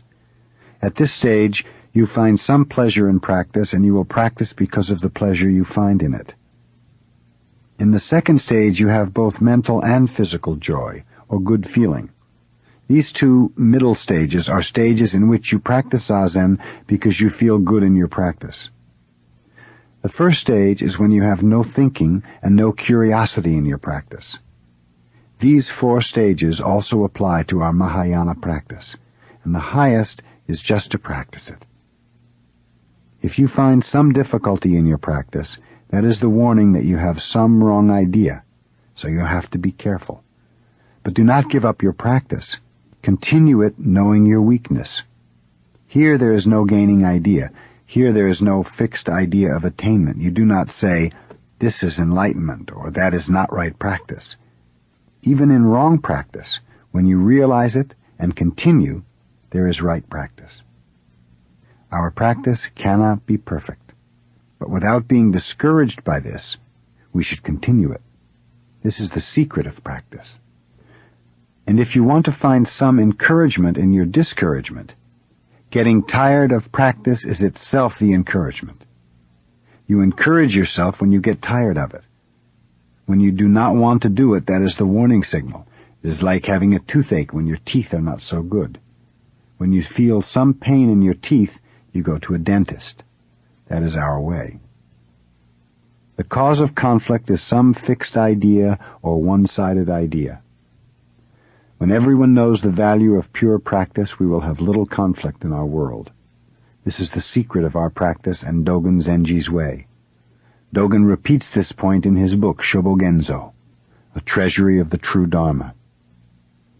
If you understand the cause of conflict as some fixed or one-sided idea, you can find meaning in various practices without being caught by any of them. If you do not realize this point, you will be easily caught by some particular way, and you will say, this is enlightenment. This is perfect practice. This is our way. The rest of the ways are not perfect. This is the best way. This is a big mistake. There is no particular way in true practice. You should find your own way, and you should know what kind of practice you have right now. Knowing both the advantages and disadvantages of some special practice, you can practice that special way without danger. But if you have a one-sided attitude, you will ignore the disadvantage of the practice, emphasizing only its good part. Eventually you will discover the worst side of the practice and become discouraged when it is too late. This is silly. We should be grateful that the ancient teachers point out this mistake. Limiting your activity. In our practice we have no particular purpose or goal, nor any special object of worship. In this respect, our practice is somewhat different from the usual religious practices. Joshu, a great Chinese Zen master, said, "A clay Buddha cannot cross water. A bronze Buddha cannot get through a furnace. A wooden Buddha cannot get through a fire." Whatever it is, if your practice is directed toward some particular object, such as a clay, a bronze, or a wooden Buddha, it will not always work. So as long as you have some particular goal in your practice, that practice will not help you completely. It may help you as long as you're directed toward that goal, but when you resume your everyday life, it will not work. You may think that if there is no purpose or no goal in our practice, we will not know what to do. But there is a way. The way to practice without having any goal is to limit your activity, or to be concentrated on what you are doing in this moment. Instead of having some particular object in mind, you should limit your activity. When your mind is wandering about elsewhere, you have no chance to express yourself. But if you limit your activity to what you can do just now, in this moment, then you can express fully your true nature, which is the universal Buddha nature. This is our way. When we practice Zazen, we limit our activity to the smallest extent. Just keeping the right posture and being concentrated on sitting is how we express the universal nature. Then we become Buddha, and we express Buddha nature. So instead of having some object of worship, we just concentrate on the activity which we do in each moment. When you bow, you should just bow. When you sit, you should just sit. When you eat, you should just eat. If you do this, the universal nature is there. In Japanese, we call it Ichigyo Zammai, or one-act samadhi. Sammai, or samadhi, is concentration. Ichigyo is one practice. I think some of you who practice Zazen here may believe in some other religion, but I do not mind. Our practice has nothing to do with some particular religious belief, and for you there is no need to hesitate to practice our way, because it has nothing to do with Christianity, or Shintoism, or Hinduism. Our practice is for everyone. Usually when someone believes in a particular religion, his attitude becomes more and more a sharp angle, pointing away from himself. But our way is not like this. In our way, the point of the sharp angle is always toward ourselves, not away from ourselves.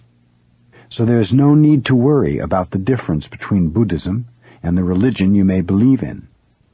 Joshu's statement about the different Buddhas concerns those who direct their practice toward some particular Buddha. One kind of Buddha will not serve your purpose completely. You will have to throw it away sometime, or at least ignore it. But if you understand the secret of our practice, wherever you go, you yourself are boss. No matter what the situation, you cannot neglect Buddha because you yourself are Buddha. Only this Buddha will help you completely. Study yourself. The purpose of studying Buddhism is not to study Buddhism, but to study ourselves. It is impossible to study ourselves without some teaching. If you want to know what water is, you need science, and the scientist needs a laboratory. In the laboratory there are various ways in which to study what water is. Thus it is possible to know what kind of elements water has, the various forms it takes, and its nature. But it is impossible thereby to know water in itself. It is the same thing with us. We need some teaching, but just by studying the teaching alone, it is impossible to know what I in myself am. Through the teaching we may understand our human nature, but the teaching is not we ourselves. It is some explanation of ourselves. So if you are attached to the teaching or to the teacher, that is a big mistake. The moment you meet a teacher, you should leave the teacher, and you should be independent. You need a teacher so that you can become independent. If you are not attached to him, the teacher will show you the way to yourself. You have a teacher for yourself, not for the teacher.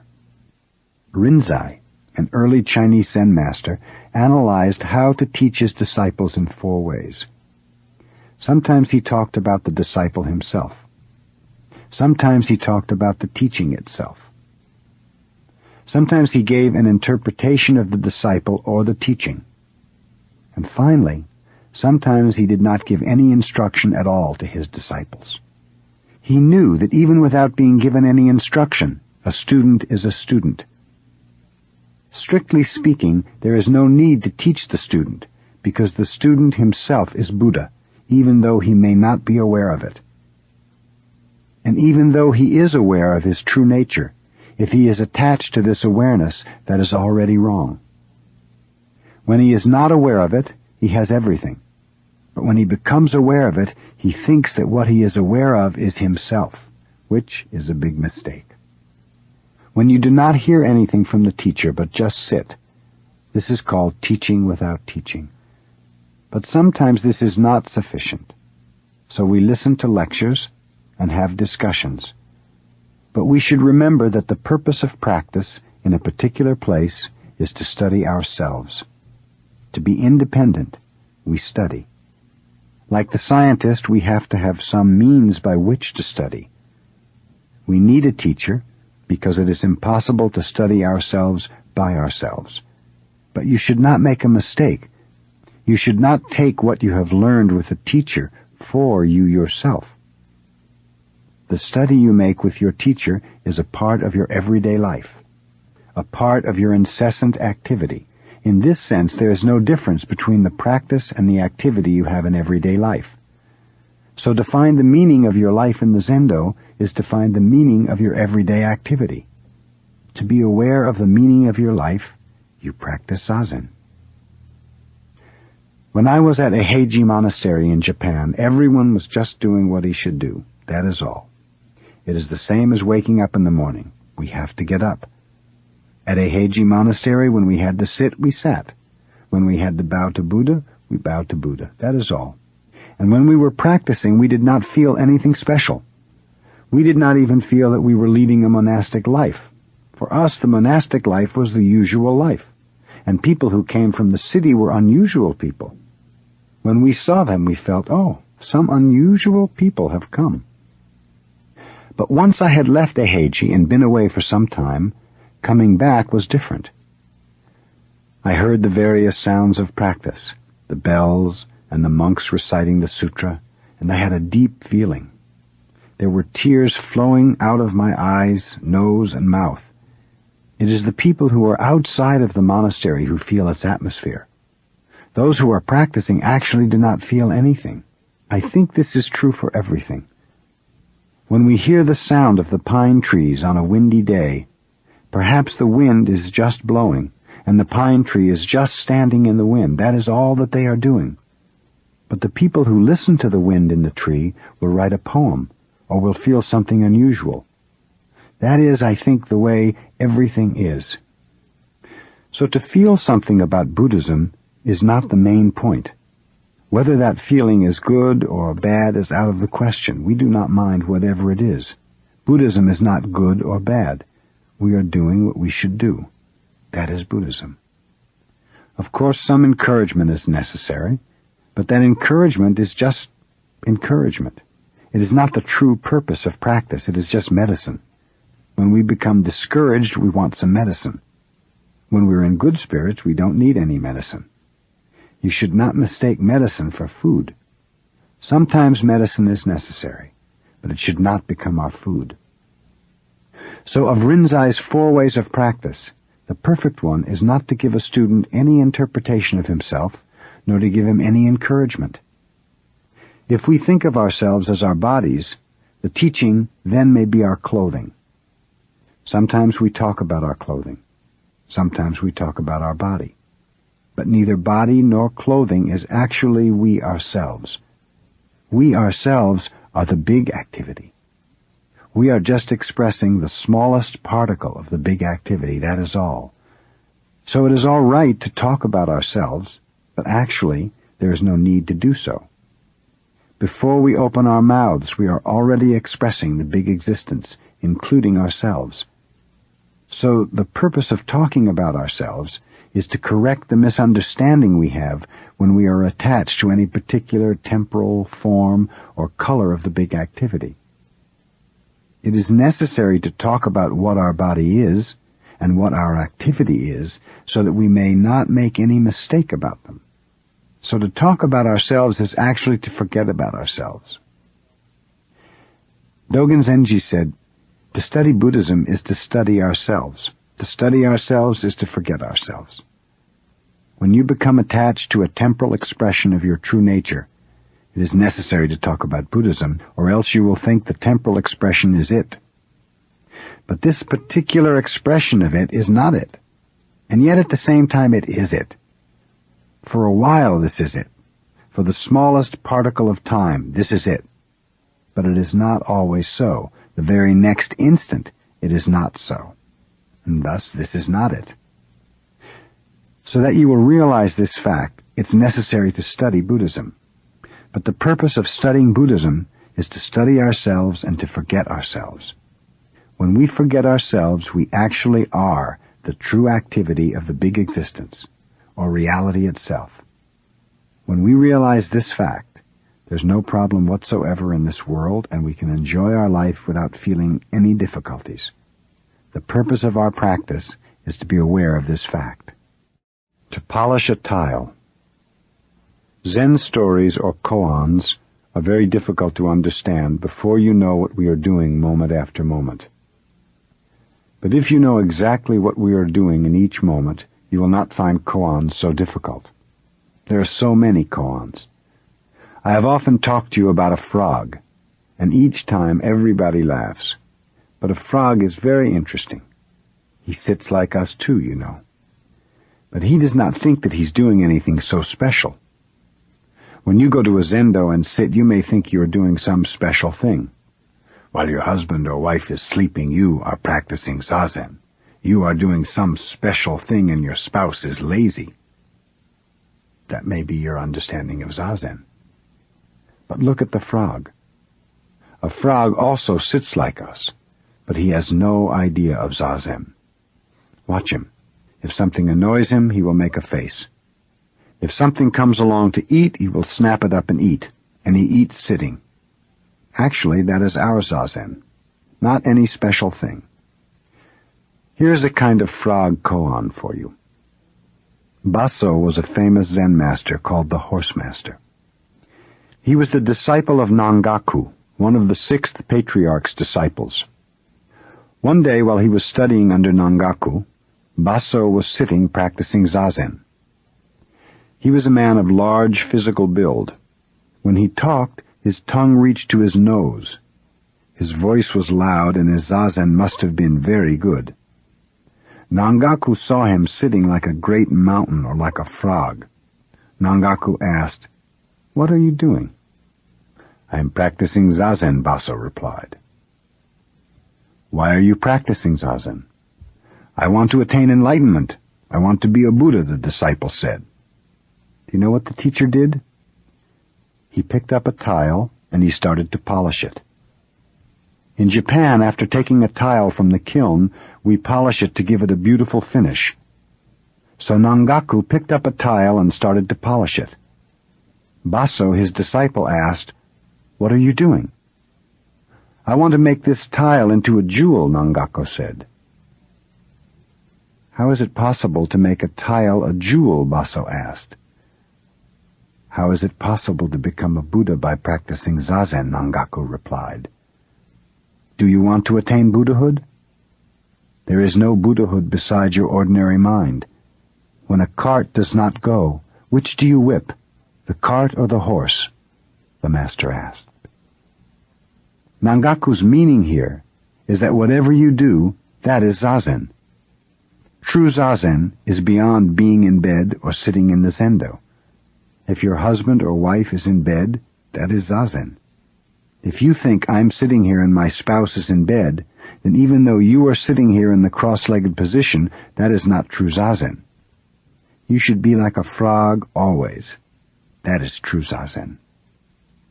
Dogen Zenji commented on this koan. He said, "When the horse master becomes the horse master, Zen becomes Zen. When Baso becomes Baso, his zazen becomes true zazen and Zen becomes Zen. What is true zazen? When you become you. When you are you, then no matter what you do, that is zazen. Even though you are in bed, you may not be you most of the time. Even though you are sitting in the zendo, I wonder whether you are you in the true sense." Here's another famous koan. Zuikan was a Zen master who always used to address himself. "Zuikan," he would call, and then he would answer, "Yes? Zuikan? Yes." Of course, he was living all alone in his small zendo, and of course he knew who he was. But sometimes he lost himself. And whenever he lost himself, he would address himself. "Zuikan? Yes?" If we are like a frog, we are always ourselves. But even a frog sometimes loses himself and he makes a sour face. And if something comes along, he will snap at it and eat it. So I think a frog is always addressing himself. I think you should do that also. Even in Zazen, you will lose yourself. When you become sleepy or when your mind starts to wander about, you lose yourself. When your legs become painful, why are my legs so painful? You lose yourself. Because you lose yourself, your problem will be a problem for you. If you do not lose yourself, then even though you have difficulty, there is actually no problem whatsoever. You just sit in the midst of the problem. When you are a part of the problem, or when the problem is a part of you, there is no problem, because you are the problem itself. The problem is you, yourself. If this is so, there's no problem. When your life is always a part of your surroundings, in other words, when you are called back to yourself in the present moment, then there is no problem. When you start to wander about in some delusion, which is something apart from you yourself, then your surroundings are not real anymore, and your mind is not real anymore. If you yourself are deluded, then your surroundings are also a misty, foggy delusion. Once you are in the midst of delusion, there is no end to delusion. You will be involved in deluded ideas one after another. Most people live in delusion, involved in their problem, trying to solve their problem. But just to live is actually to live in problems. And to solve the problem is to be a part of it, to be one with it. So which do you hit, the cart or the horse? Which do you hit, yourself or your problems?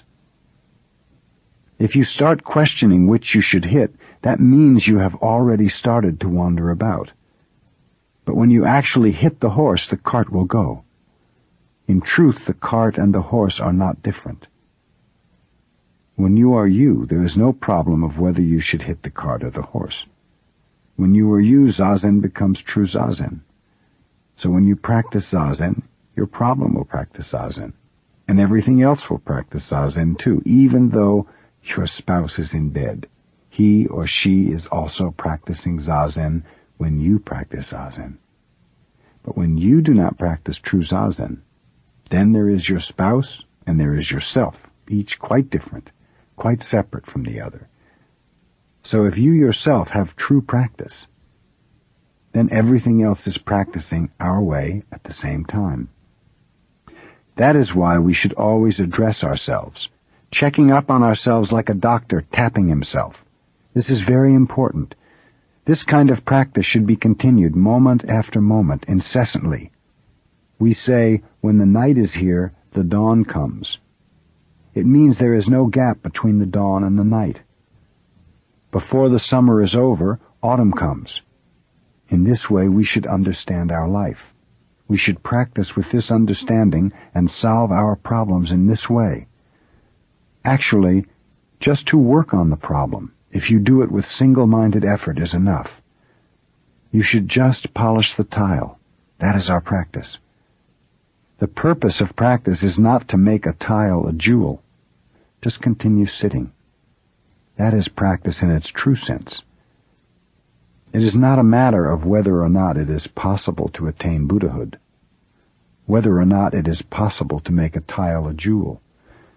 Just to work and live in this world with this understanding is the most important point. That is our practice. That is true Zazen. So we say, when you eat, eat. You should eat what is there, you know. Sometimes you do not eat it. Even though you are eating, your mind is somewhere else. You do not taste what you have in your mouth. As long as you can eat when you are eating, you are all right. Do not worry a bit. It means you are you, yourself. When you are you, you see things as they are, and you become one with your surroundings. There is your true self. There you have true practice. You have the practice of a frog. He is a good example of our practice. When a frog becomes a frog, Zen becomes Zen. When you understand a frog through and through, you attain enlightenment. You are Buddha. And you are good for others too. Husband or wife or son or daughter. This is Zazen. Nirvana, the waterfall. If you go to Japan and visit a Haiji monastery, just before you enter you will see a small bridge called Hanshaku-kyo, which means half-dipper bridge. Whenever Dogen Zenji dipped water from the river, he used only half a dipperful, returning the rest to the river again, without throwing it away. That is why we call the bridge Hanshaku-kyo, half-dipper bridge. At a Heiji, when we wash our face, we fill the basin to just 70% of its capacity. And after we wash, we empty the water towards rather than away from our body. This expresses respect for the water. This kind of practice is not based on any idea of being economical. It may be difficult to understand why Dogen returned half of the water he dipped to the river. This kind of practice is beyond our thinking. When we feel the beauty of the river, when we are one with the water, we intuitively do it in Dogen's way. It is our true nature to do so. But if your true nature is covered by ideas of economy or efficiency, Dogen's way makes no sense. I went to Yosemite National Park, and I saw some huge waterfalls. The highest one there is 1,340 feet high, and from it the water comes down like a curtain thrown from the top of the mountain. It does not seem to come down swiftly as you might expect. It seems to come down very slowly because of the distance, and the water does not come down as one stream, but is separated into many tiny streams. From a distance it looks like a curtain. And I thought it must be a very difficult experience for each drop of water to come down from the top of such a high mountain. It takes time, a long time for the water finally to reach the bottom of the waterfall. And it seems to me that our human life may be like this. We have many difficult experiences in our life. But at the same time I thought the water was not originally separated, but was one whole river. Only when it is separated does it have some difficulty in falling. It is as if the water does not have any feeling when it is one whole river. Only when separated into many drops can it begin to have or to express some feeling. When we see one whole river, we do not feel the living activity of the water. But when we dip a part of the water into a dipper, we experience some feeling of the water, and we also feel the value of the person who uses the water. Feeling ourselves and the water in this way, we cannot use it in just a material way. It is a living thing. Before we were born, we had no feeling. We were one with the universe. This is called mind only, or essence of mind, or big mind.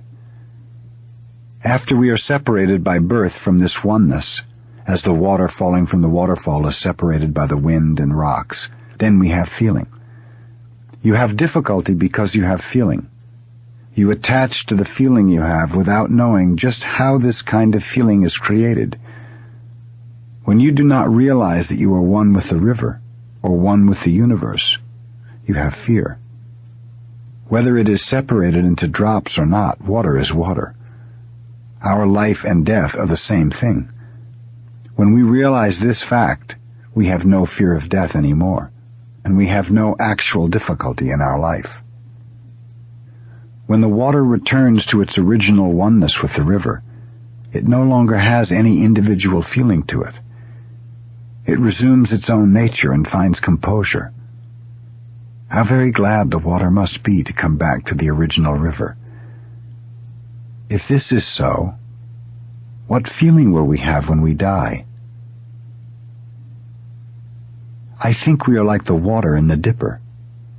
We will have composure then, perfect composure. It may be too perfect for us just now, because we are so much attached to our own feeling, to our individual existence.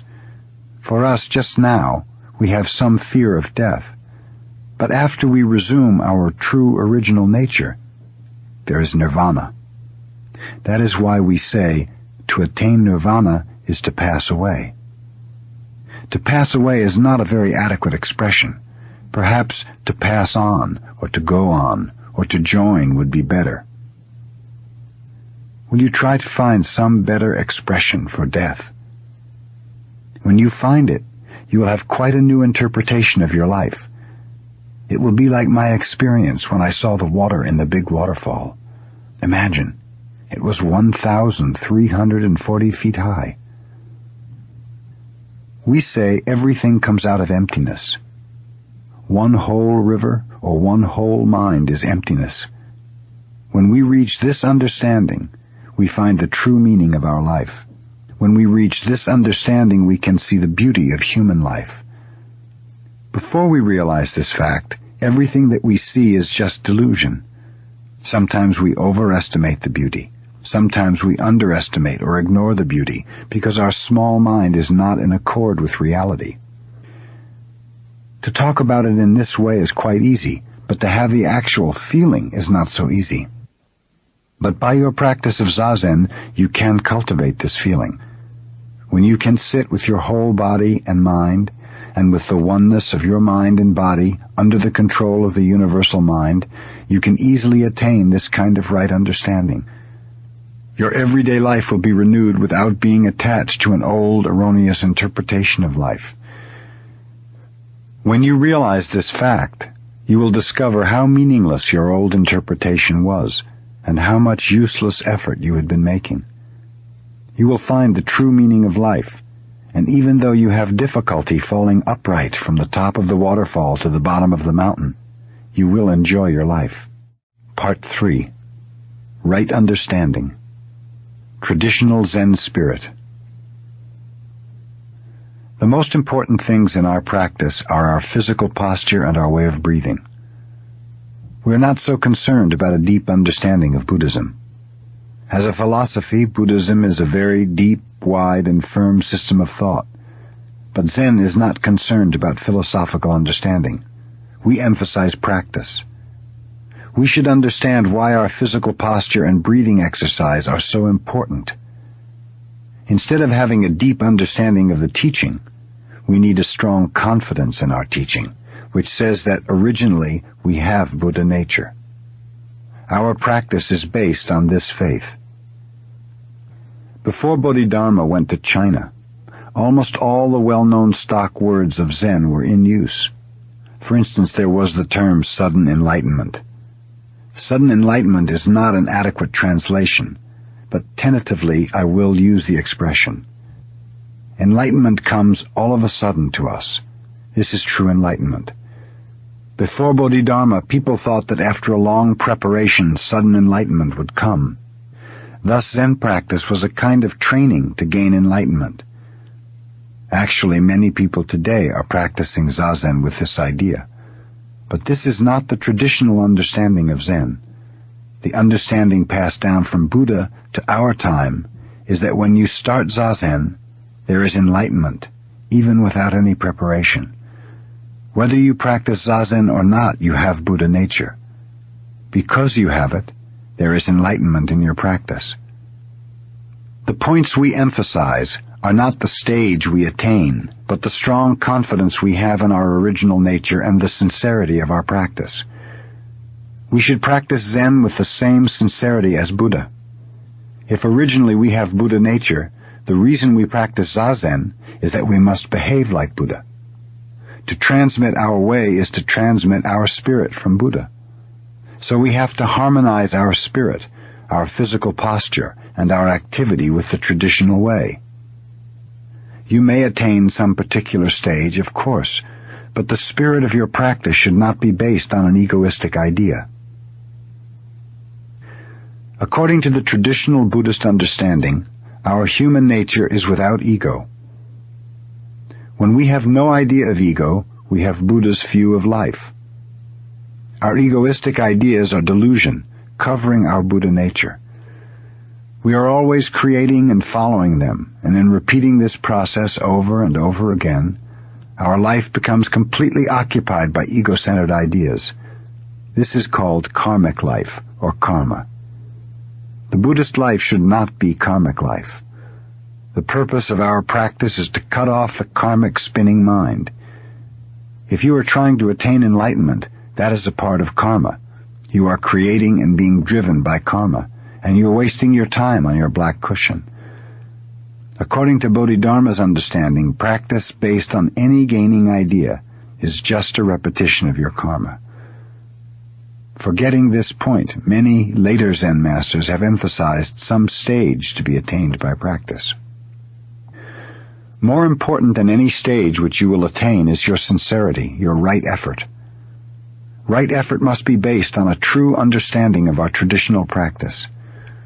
When you understand this point, you will understand how important it is to keep your posture right. When you do not understand this point, the posture and the way of breathing are just a means to attain enlightenment. If this is your attitude, it would be much better to take some drugs instead of sitting in the cross-legged position. If our practice is only a means to attain enlightenment, there is actually no way to attain it. We lose the meaning of the way to the goal. But when we believe in our way firmly, we have already attained enlightenment. When you believe in your way, enlightenment is there. But when you cannot believe in the meaning of the practice which you are doing in this moment, you cannot do anything. You are just wandering around the goal with your monkey mind. You are always looking for something, without knowing what you are doing. If you want to see something, you should open your eyes. When you do not understand Bodhidharma Zen, you are trying to look at something with your eyes closed. We do not slight the idea of attaining enlightenment, but the most important thing is this moment, not some day in the future. We have to make our effort in this moment. This is the most important thing for our practice. Before Bodhidharma, the study of Buddha's teaching resulted in a deep and lofty philosophy of Buddhism, and people tried to attain its high ideals. This is a mistake. Bodhidharma discovered that it was a mistake to create some lofty or deep idea and then try to attain it by the practice of zazen. If that is our zazen, it is nothing different from our usual activity or monkey mind. It looks like a very good, a very lofty and holy activity, but actually there is no difference between it and our monkey mind. That is the point that Bodhidharma emphasized. Before Buddha attained enlightenment, he made all possible efforts for us, and at last he attained a thorough understanding of the various ways. You may think Buddha attained some stage where he was free from karmic life, but it is not so.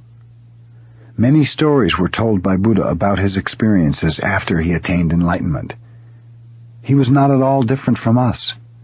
When his country was at war with a powerful neighbor, he told his disciples of his own karma, of how he suffered when he saw that his country was going to be conquered by the neighboring king.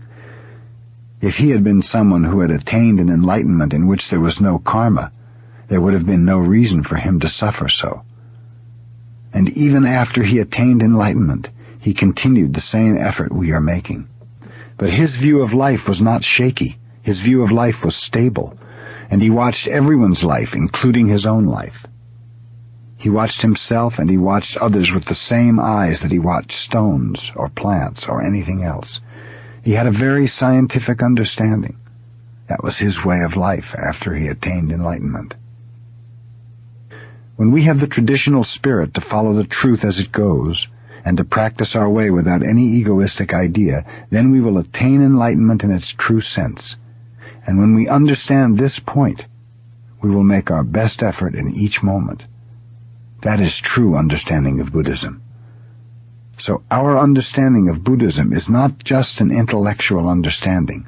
Our understanding at the same time is its own expression, is the practice itself. Not by reading or contemplation of philosophy, but only through practice. Actual practice can we understand what Buddhism is. Constantly we should practice zazen, with strong confidence in our true nature, breaking the chain of karmic activity and finding our place in the world of actual practice. Transiency. The basic teaching of Buddhism is the teaching of transiency, or change. That everything changes is the basic truth for each existence. No one can deny this truth, and all teaching of Buddhism is condensed within it.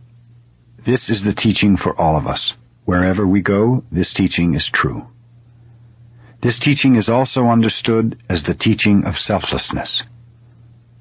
Because each existence is in constant change, there is no abiding self.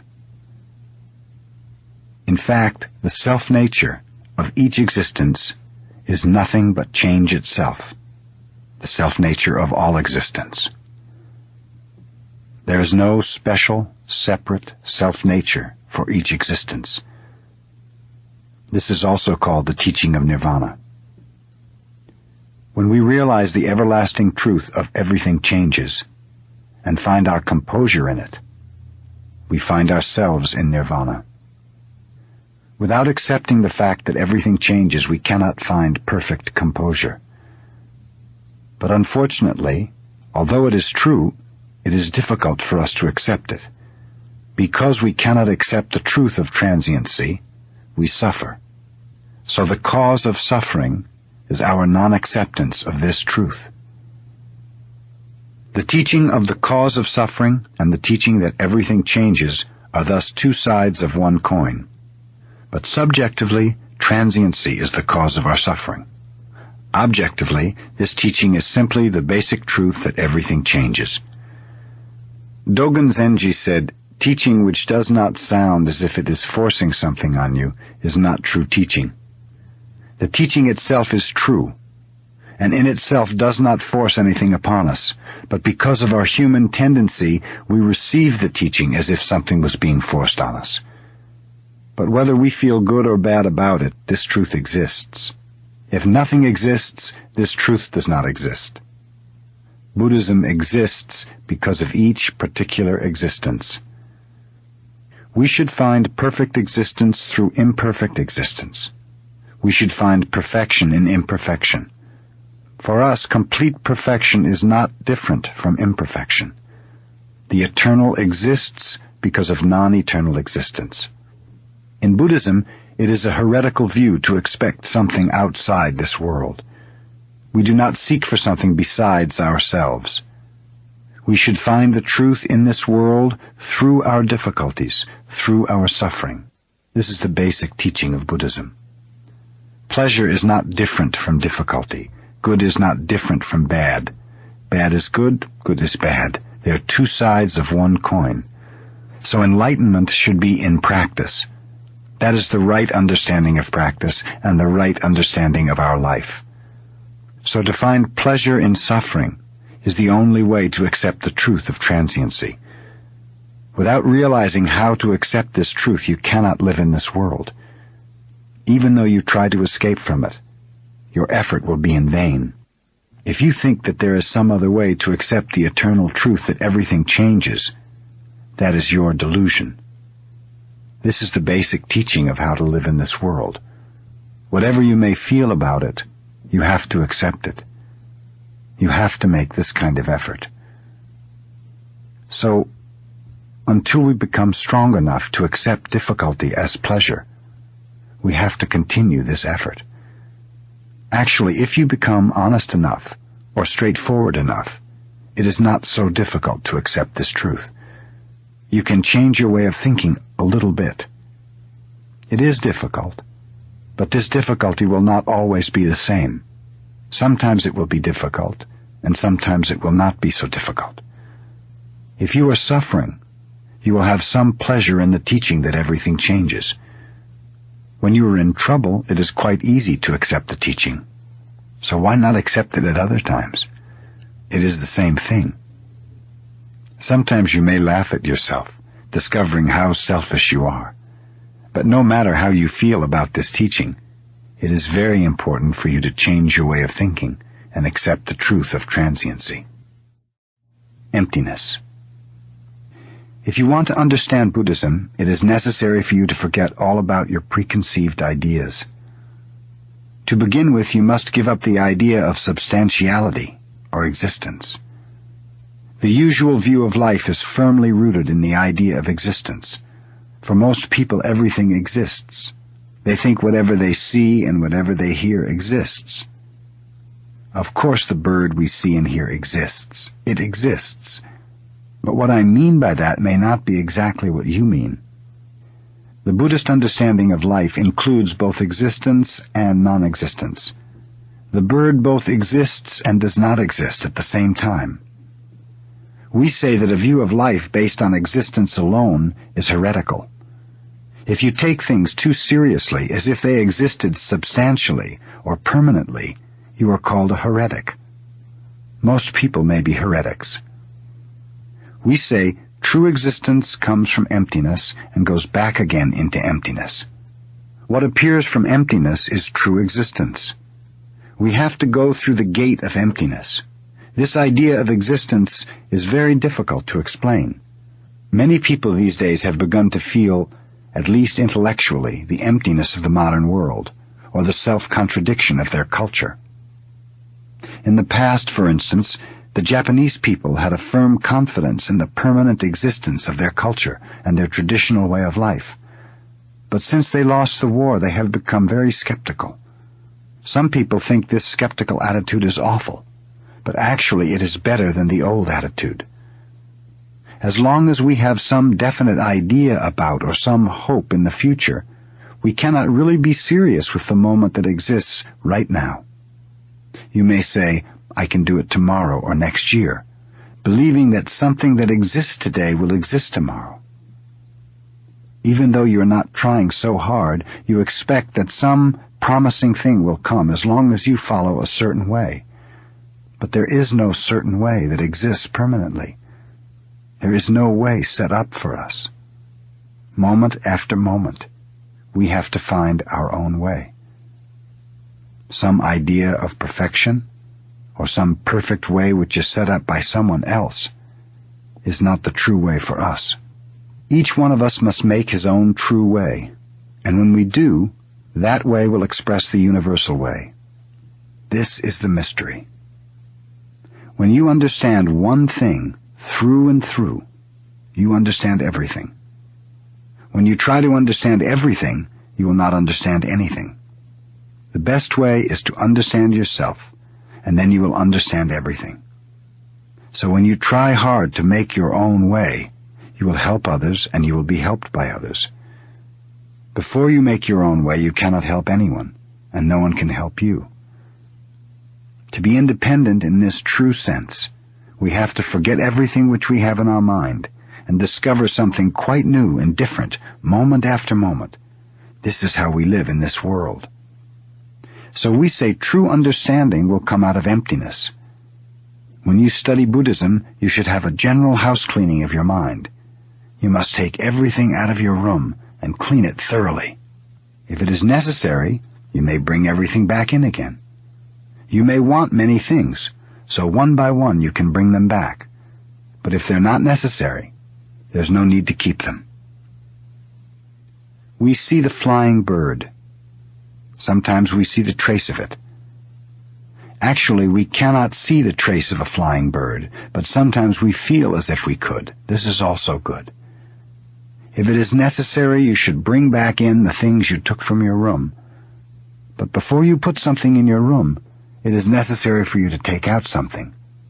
If you do not, your room will become crowded with old, useless junk. We say, step by step, I stop the sound of the murmuring brook. When you walk along the brook, you'll hear the water running. The sound is continuous, but you must be able to stop it if you want to stop it. This is freedom. This is renunciation. One after another you will have various thoughts in your mind, but if you want to stop your thinking, you can. So when you are able to stop the sound of the murmuring brook, you will appreciate the feeling of your work. But as long as you have some fixed idea or are caught by some habitual way of doing things, you cannot appreciate things in their true sense. If you seek for freedom, you cannot find it. Absolute freedom itself is necessary before you can acquire absolute freedom. That is our practice. Our way is not always to go in one direction. Sometimes we go east, sometimes we go west. To go 1 mile to the west means to go back 1 mile to the east. Usually, if you go 1 mile to the east, it is the opposite of going 1 mile to the west. But if it is possible to go 1 mile to the east, that means it is possible to go 1 mile to the west, This is freedom. Without this freedom, you cannot be concentrated on what you do. You may think you are concentrated on something, but before you obtain this freedom, you'll have some uneasiness in what you are doing. Because you are bound by some idea of going east or west, your activity is in dichotomy or duality. As long as you are caught by duality, you cannot attain absolute freedom, and you cannot concentrate. Concentration is not to try hard to watch something. In Zazen, if you try to look at one spot, you'll be tired in about 5 minutes. This is not concentration. Concentration means freedom. So your effort should be directed at nothing. You should be concentrated on nothing. In Zazen practice, we say your mind should be concentrated on your breathing. But the way to keep your mind on your breathing is to forget all about yourself and just to sit and feel your breathing. If you are concentrated on your breathing, you will forget yourself. And if you forget yourself, you will be concentrated on your breathing. I do not know which is first. So actually there is no need to try too hard to be concentrated on your breathing. Just do as much as you can. If you continue this practice, eventually you will experience the true existence which comes from emptiness. Believing in nothing. I discovered that it is necessary, absolutely necessary, to believe in nothing. That is, we have to believe in something which has no form and no color. Something which exists before all forms and colors appear. This is a very important point. No matter what God or doctrine you believe in, if you become attached to it, your belief will be based more or less on a self-centered idea. You strive for a perfect faith in order to save yourself. But it will take time to attain such a perfect faith. You will be involved in an idealistic practice. In constantly seeking to actualize your ideal, you will have no time for composure. But if you are always prepared for accepting everything we see as something appearing from nothing, knowing that there is some reason why a phenomenal existence of such and such a form and color appears, then at that moment you will have perfect composure. When you have a headache, there is some reason why you have a headache.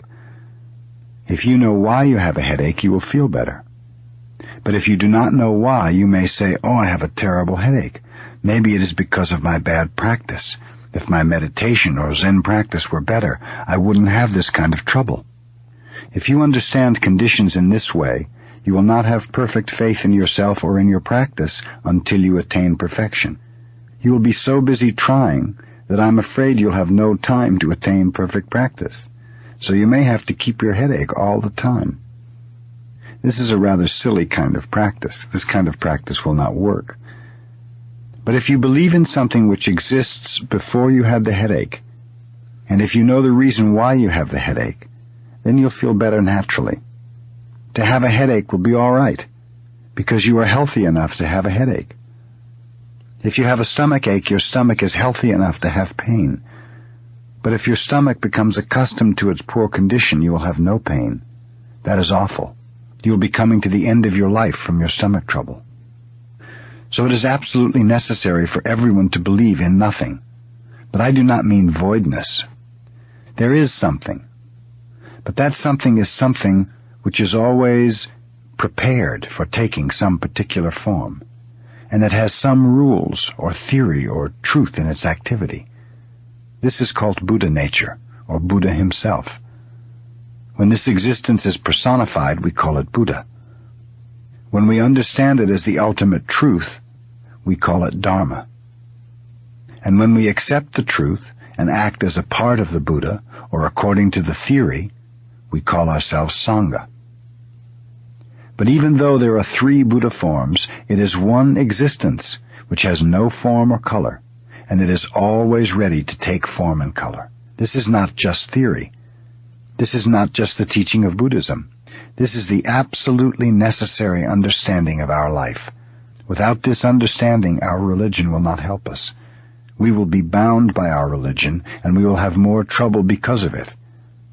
If you become the victim of Buddhism, I may be very happy, but you will not be so happy. So this kind of understanding is very, very important. While you are practicing Zazen, you may hear the rain dropping from the roof in the dark. Later, the wonderful mist will be coming through the big trees, and still later, when people start to work, they will see the beautiful mountains. But some people will be annoyed if they hear the rain when they're lying in their beds in the morning, because they do not know that later they will see the beautiful sun rising from the east. If our mind is concentrated on ourselves, we will have this kind of worry. But if we accept ourselves as the embodiment of the truth or Buddha nature, we will have no worry. We will think, now it is raining, but we don't know what will happen in the next moment. By the time we go out, it may be a beautiful day or a stormy day. Since we don't know, let's appreciate the sound of the rain now. This kind of attitude is the right attitude. If you understand yourself as a temporal embodiment of the truth, you will have no difficulty whatsoever. You will appreciate your surroundings, and you will appreciate yourself as a wonderful part of Buddha's great activity, even in the midst of difficulties. This is our way of life. Using the Buddhist terminology, we should begin with enlightenment and proceed to practice, and then to thinking. Usually, thinking is rather self-centered. In our everyday life, our thinking is 99% self-centered. Why do I have suffering? Why do I have trouble? This kind of thinking is 99% of our thinking. For example, when we start to study science or read a difficult sutra, we very soon become sleepy or drowsy. But we are always wide awake and very much interested in our self-centered thinking. But if enlightenment comes first, before thinking, before practice, your thinking and your practice will not be self-centered. By enlightenment, I mean believing in nothing, believing in something which has no form or no color, which is ready to take form or color. This enlightenment is the immutable truth. It is on this original truth that our activity, our thinking, and our practice should be based. Original Buddhism. Walking, standing, sitting, and lying down are the 4 activities or ways of behavior in Buddhism. Zazen is not one of the 4 ways of behavior, and according to Dogen Zenji, the Soto school is not one of the many schools of Buddhism. The Chinese Soto school may be one of the many schools of Buddhism, but according to Dogen, his way was not one of the many schools. If this is so, you may ask why we put emphasis on the sitting posture, or why we put emphasis on having a teacher. The reason is because Zazen is not just one of the 4 ways of behavior. Zazen is a practice which contains innumerable activities. Zazen started even before Buddha, and will continue forever. So this sitting posture cannot be compared to the other 4 activities. Usually people put emphasis on some particular position or on some particular understanding of Buddhism, and they think, this is Buddhism. But we cannot compare our way with the practices people normally understand. Our teaching cannot be compared to other teachings of Buddhism. This is why we should have a teacher who does not attach to any particular understanding of Buddhism. The original teaching of Buddha includes all the various schools. As Buddhists, our traditional effort should be like Buddha's. We should not attach to any particular school or doctrine. But usually, if we have no teacher, and if we take pride in our own understanding, we will lose the original characteristic of Buddha's teaching, which includes all the various teachings. Because Buddha was the founder of the teaching, people tentatively called his teaching Buddhism. But actually, Buddhism is not some particular teaching. Buddhism is just truth, which includes various truths in it. Zazen practice is the practice which includes the various activities of life. So actually, we do not emphasize the sitting posture alone. How to sit is how to act.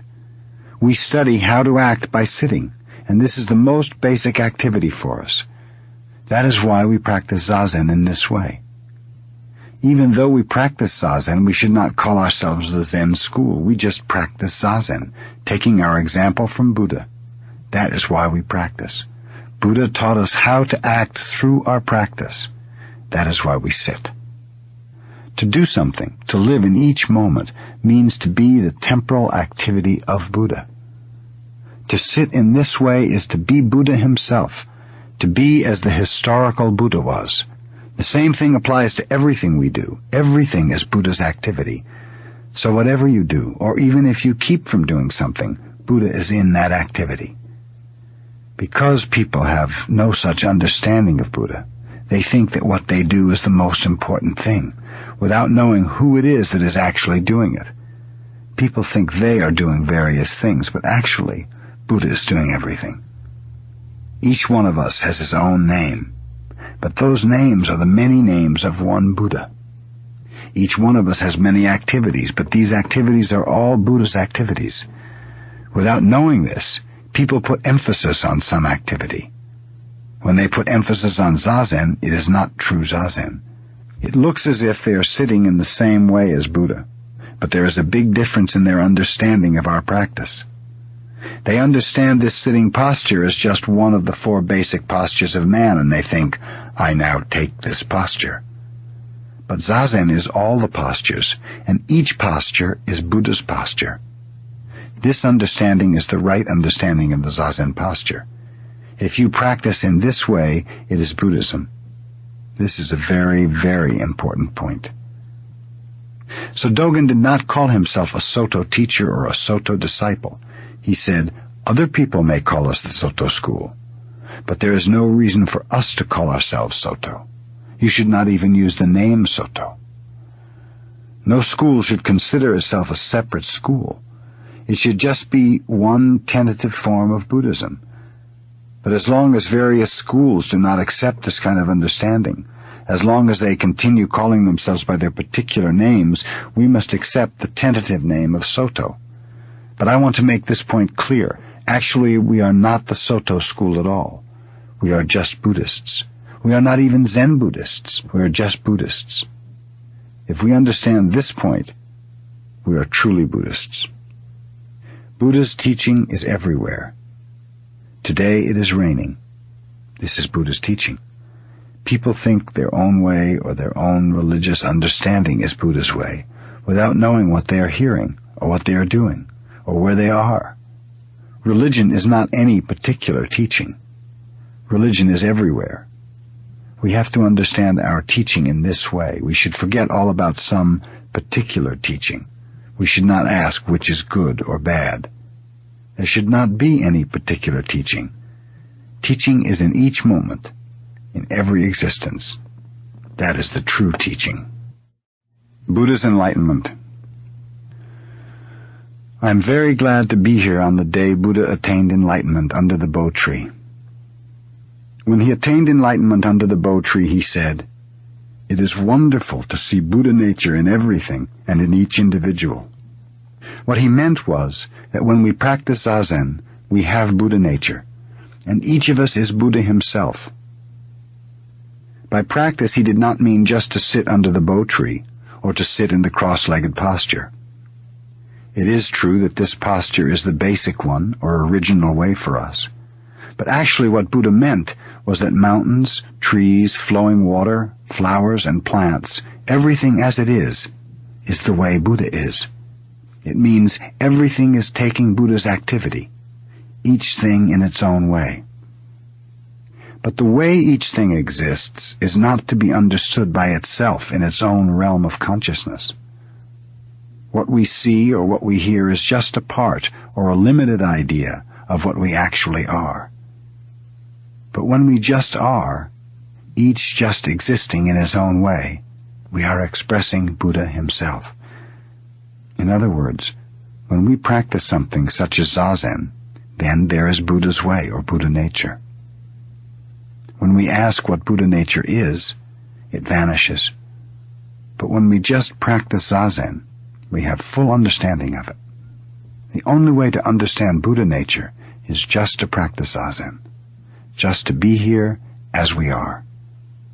So what Buddha meant by Buddha nature was to be there as he was, beyond the realm of consciousness. Buddha nature is our original nature. We have it before we practice Zazen, and before we acknowledge it in terms of consciousness.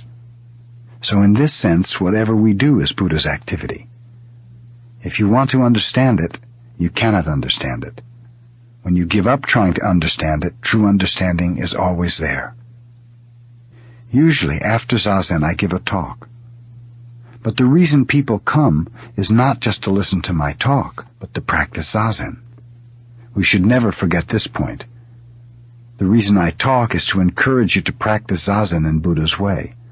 So we say that although you have Buddha nature, if you are under the idea of doing or not doing Zazen, or if you cannot admit that you are Buddha, then you understand neither Buddha nature nor Zazen.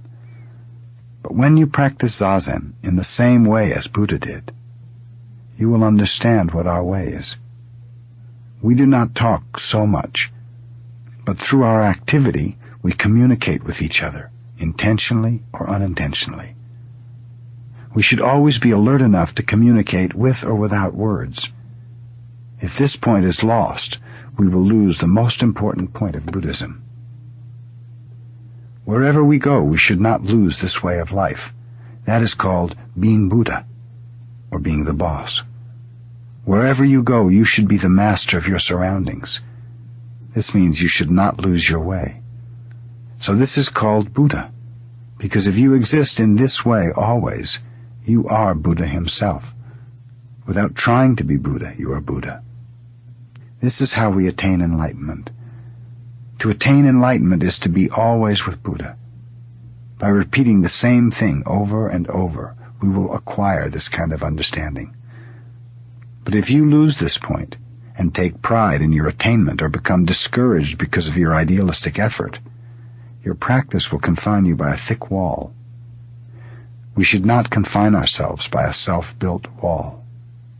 So when Zazen time comes, just to get up, to go and sit with your teacher, and to talk to him, and listen to him, and then go home again. All these procedures are our practice. In this way, without any idea of attainment, you are always Buddha. This is true practice of Zazen. Then you may understand the true meaning of Buddha's first statement. See Buddha nature in various beings, and in every one of us. Epilogue. Zen Mind. Here in America we cannot define Zen Buddhists the same way we do in Japan. American students are not priests and yet not completely laymen. I understand it this way. That you are not priests is an easy matter, but that you are not exactly laymen is more difficult. I think you are special people, and want some special practice that is not exactly priest's practice, and not exactly layman's practice. You are on your way to discovering some appropriate way of life. I think that is our Zen community, our group. But we must also know what our undivided original way is, and what Dogen's practice is. Dogen Zenji said that some may attain enlightenment and some may not. This is a point I am very much interested in. Although we all have the same fundamental practice which we carry out in the same way, some may attain enlightenment and some may not. It means that even if we have no experience of enlightenment, if we sit in the proper way with the right attitude and understanding of practice, then that is Zen. The main point is to practice seriously, and the important attitude is to understand and have confidence in big mind. We say big mind or small mind or Buddha mind or Zen mind, and these words mean something, you know, but something we cannot and should not try to understand in terms of experience. We talk about enlightenment experience, but it is not some experience we will have in terms of good or bad, time or space, past or future. It is experience or consciousness beyond those distinctions or feelings. So we should not ask, what is enlightenment experience?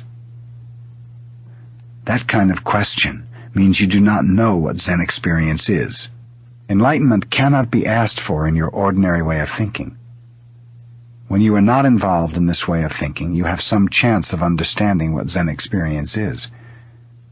The big mind in which we must have confidence is not something which you can experience objectively. It is something which is always with you, always on your side.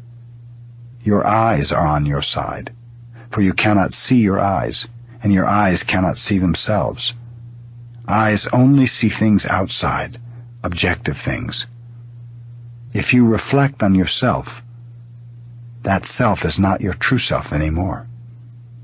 You cannot project yourself as some objective thing to think about.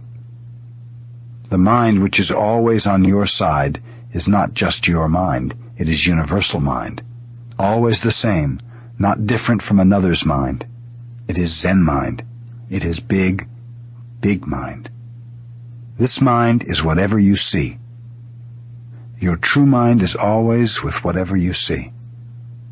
Although you do not know your own mind, it is there. At the very moment you see something, it is there. This is very interesting. Your mind is always with the things you observe. So you see, this mind is at the same time everything. True mind is watching mind. You cannot say, this is myself, my small mind, or my limited mind, and that is big mind. That is limiting yourself, restricting your true mind, objectifying your mind.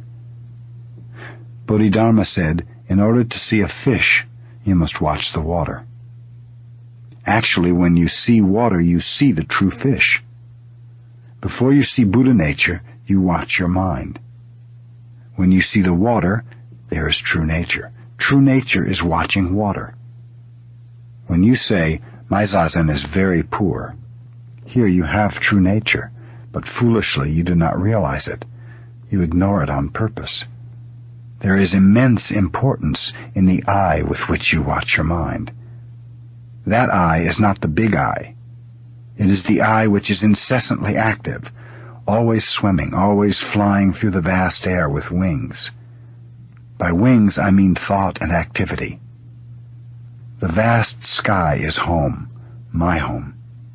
There is no bird or air. When the fish swims, water and fish are the fish. There's nothing but fish. Do you understand? You cannot find Buddha nature by vivisection.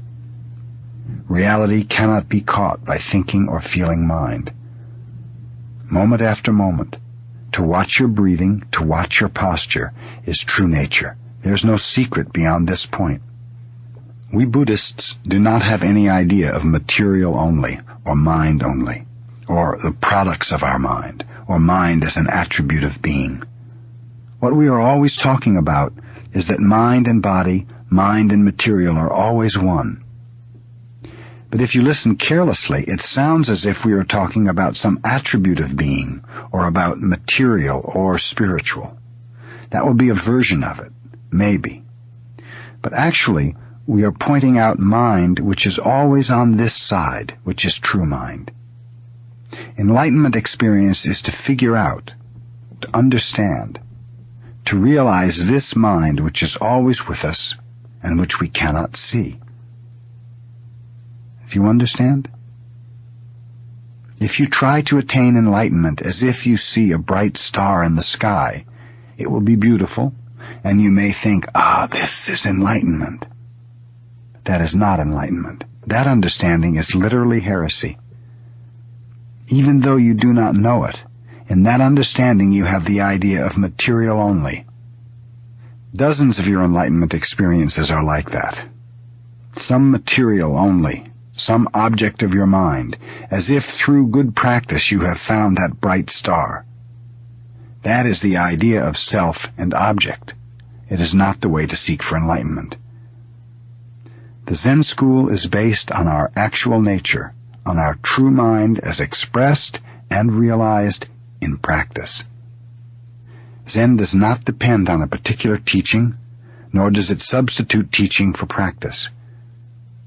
We practice Zazen to express our true nature, not to attain enlightenment. Bodhidharma's Buddhism is to be practice, to be enlightenment. At first, this may be a kind of belief, but later it is something the student feels or already has. Physical practice and rules are not so easy to understand, maybe especially for Americans. You have an idea of freedom which concentrates on physical freedom, on freedom of activity. This idea causes you some mental suffering and loss of freedom. You think you want to limit your thinking. You think some of your thinking is unnecessary, or painful, or entangling, but you do not think you want to limit your physical activity. For this reason, Hyakujo established the rules and way of Zen life in China. He was interested in expressing and transmitting the freedom of true mind. Zen mind is transmitted in our Zen way of life based on Hyakujo's rules. I think we naturally need some way of life as a group and as Zen students in America. And as Hyakujo established our way of monastic life in China, I think we must establish an American way of Zen life. I'm not saying this jokingly, I'm pretty serious. But I do not want to be too serious. If we become too serious, we will lose our way. If we are playing games, we will lose our way. Little by little, with patience and endurance, we must find the way for ourselves, find out how to live with ourselves and with each other.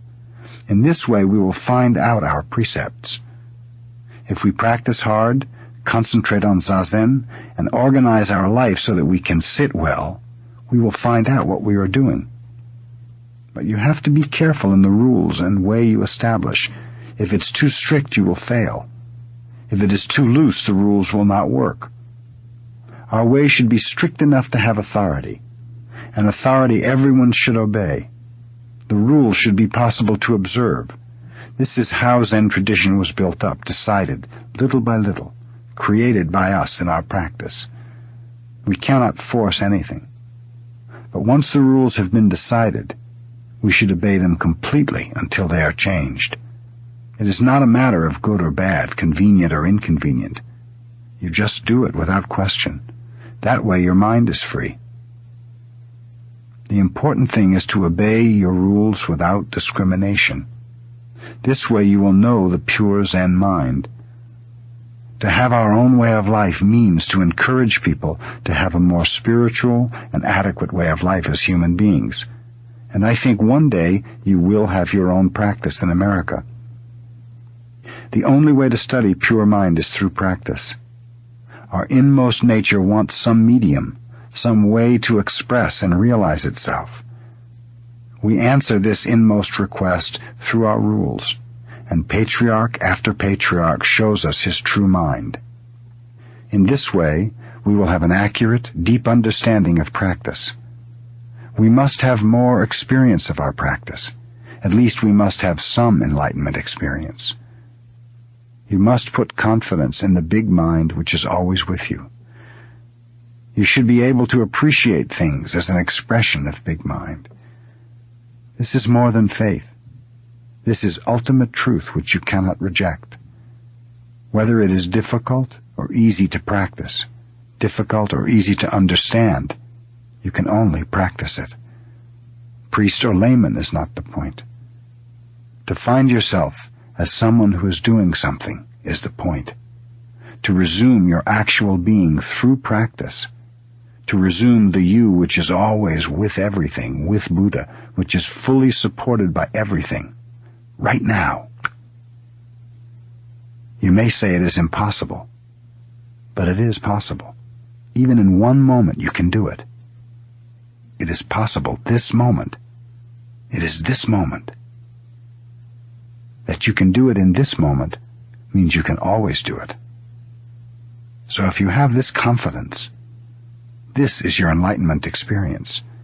If you have this strong confidence in your big mind, you are already a Buddhist in the true sense, even though you do not attain enlightenment. That is why Dogen Zenji said, "Do not expect that all who practice Zazen will attain enlightenment about this mind which is always with us." He meant, if you think that big mind is somewhere outside yourself, outside of your practice, then that is a mistake. Big mind is always with us. That is why I repeat the same thing over and over when I think you do not understand. Zen is not just for the man who can fold his legs or who has great spiritual ability. Everyone has Buddha nature. We each must find some way to realize our true nature. The purpose of practice is to have direct experience of the Buddha nature, which everyone has. Whatever you do should be the direct experience of Buddha nature. Buddha nature means to be aware of Buddha nature. Your effort should extend to saving all sentient beings. If my words are not good enough, I'll hit you. Then you will understand what I mean. And if you do not understand me just now, someday you will. Someday, someone will understand. I will wait for the island I was told is moving slowly up the coast from Los Angeles to Seattle. I feel Americans, especially young Americans, have a great opportunity to find out the true way of life for human beings. You are quite free from material things, and you begin Zen practice with a very pure mind, a beginner's mind. You can understand Buddha's teaching exactly as he meant it. But we must not be attached to America, or Buddhism, or even to our practice. We must have beginner's mind, free from possessing anything, a mind that knows everything is in flowing change. Nothing exists but momentarily in its present form and color. One thing flows into another and cannot be grasped. Before the rain stops, we hear a bird. Even under the heavy snow, we see snowdrops and some new growth. In the east, I saw rhubarb already. In Japan, in the spring, we eat cucumbers.